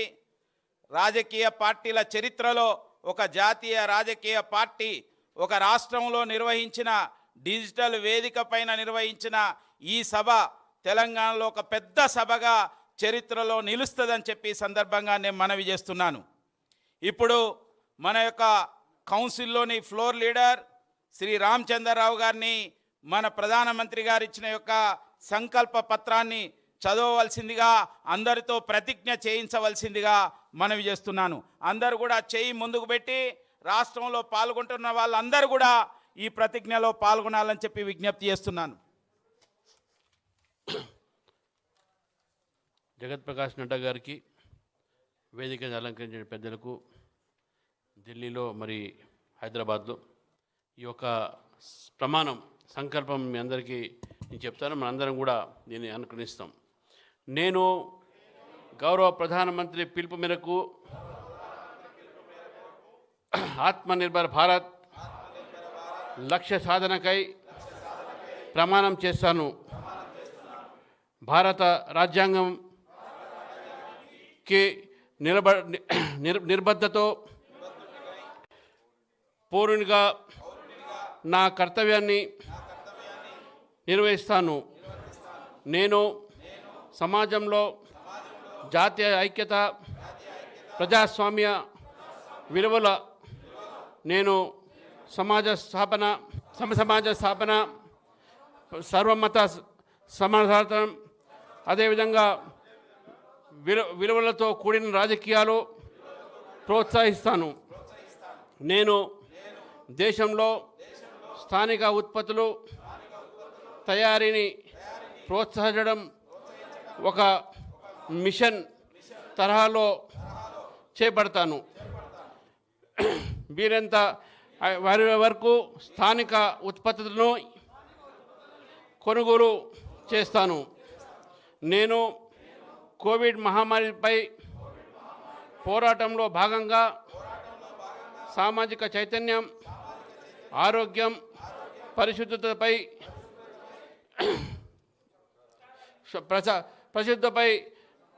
ప్రచారాన్ని మరింత ముందుకు తీసుకువెళ్తాను.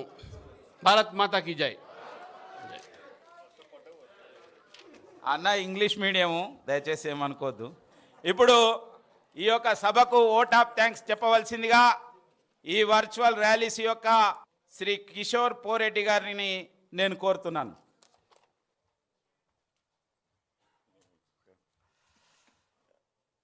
Thank you Premenderji. ఈనాటి తెలంగాణ జన్ సంవద్ వర్చువల్ ర్యాలీలో ముఖ్య అతిథిగా పాల్గొని నరేంద్ర మోడీ గారు రెండవసారి ప్రధానిగా సంవత్సర కాలం పూర్తి చేసుకున్న సందర్భంలో వారి ప్రభుత్వం సాధించిన విజయాలను, కరోనా నియంత్రణ కోసం తీసుకున్న చర్యలను, లాక్డౌన్ వల్ల ఏర్పడ్డ పరిస్థితులను ఎదుర్కొనడానికి ప్రకటించిన ఆత్మనిర్భర్ భారత్ ప్రణాళికను తెలంగాణ ప్రజలకు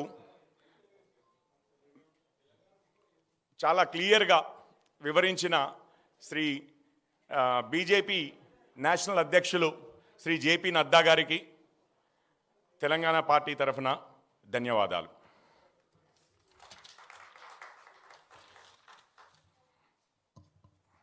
అలాగే ఈ కార్యక్రమంలో పాల్గొని మాట్లాడిన హోంశాఖ సహాయ మంత్రి తెలంగాణ బిడ్డ శ్రీ జి కిషన్ రెడ్డి గారికి ధన్యవాదాలు. బీజేపీ జాతీయ ప్రధాన కార్యదర్శి శ్రీ మురళీధర్ రావు గారు ఈ ర్యాలీలో పాల్గొని నడ్డా గారి ఉపన్యాసాన్ని తెలుగులో వివరించినందుకు వారికి ధన్యవాదాలు. ఈ కార్యక్రమానికి అధ్యక్షత వహించి తెలంగాణ బీజేపీ కార్యకర్తలను, ప్రజలను తన అధ్యక్షోపన్యాసంతో ఉత్సాహపరిచిన బీజేపీ రాష్ట్ర అధ్యక్షులు, పార్లమెంట్ సభ్యులు శ్రీ బండి సంజయ్ కుమార్ గారికి ప్రత్యేక ధన్యవాదాలు. ఈ కార్యక్రమంలో పాల్గొన్న వేదికపై ఆసీనులైన సీనియర్ బీజేపీ రాష్ట్ర నాయకులు డాక్టర్ లక్ష్మణ్ గారికి, ధర్మపురి అరవింద్ గారికి, రామచంద్రరావు గారికి, మోత్కుపల్లి నరసింహులు గారికి, డికే అరుణ గారికి, జితేందర్ రెడ్డి గారికి, వివేక్ వెంకటస్వామి గారికి పార్టీ తరఫున ధన్యవాదాలు. ఈ కార్యక్రమంలో ప్రత్యక్షంగా పాల్గొన్న బీజేపీ పార్టీ నాయకులకు, కార్యకర్తలకు, లక్షలాదిగా పాల్గొన్న ప్రజలకు మా మనస్ఫూర్తి ధన్యవాదాలు. ఈ కార్యక్రమాన్ని తమ ఛానల్స్లో ప్రసారం చేసిన మీడియా యాజమాన్యాలకు, సిబ్బందికి మా కృతజ్ఞతలు, ధన్యవాదాలు.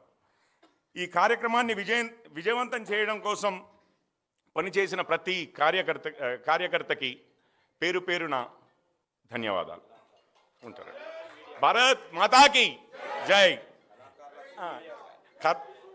అలాగే ఈ కార్యక్రమం బిగినింగ్లో మనందరికీ కాస్త ఉత్సాహం నింపడానికి ఇక్కడికి విచ్చేసిన కళాకారులకి ధన్యవాదాలు.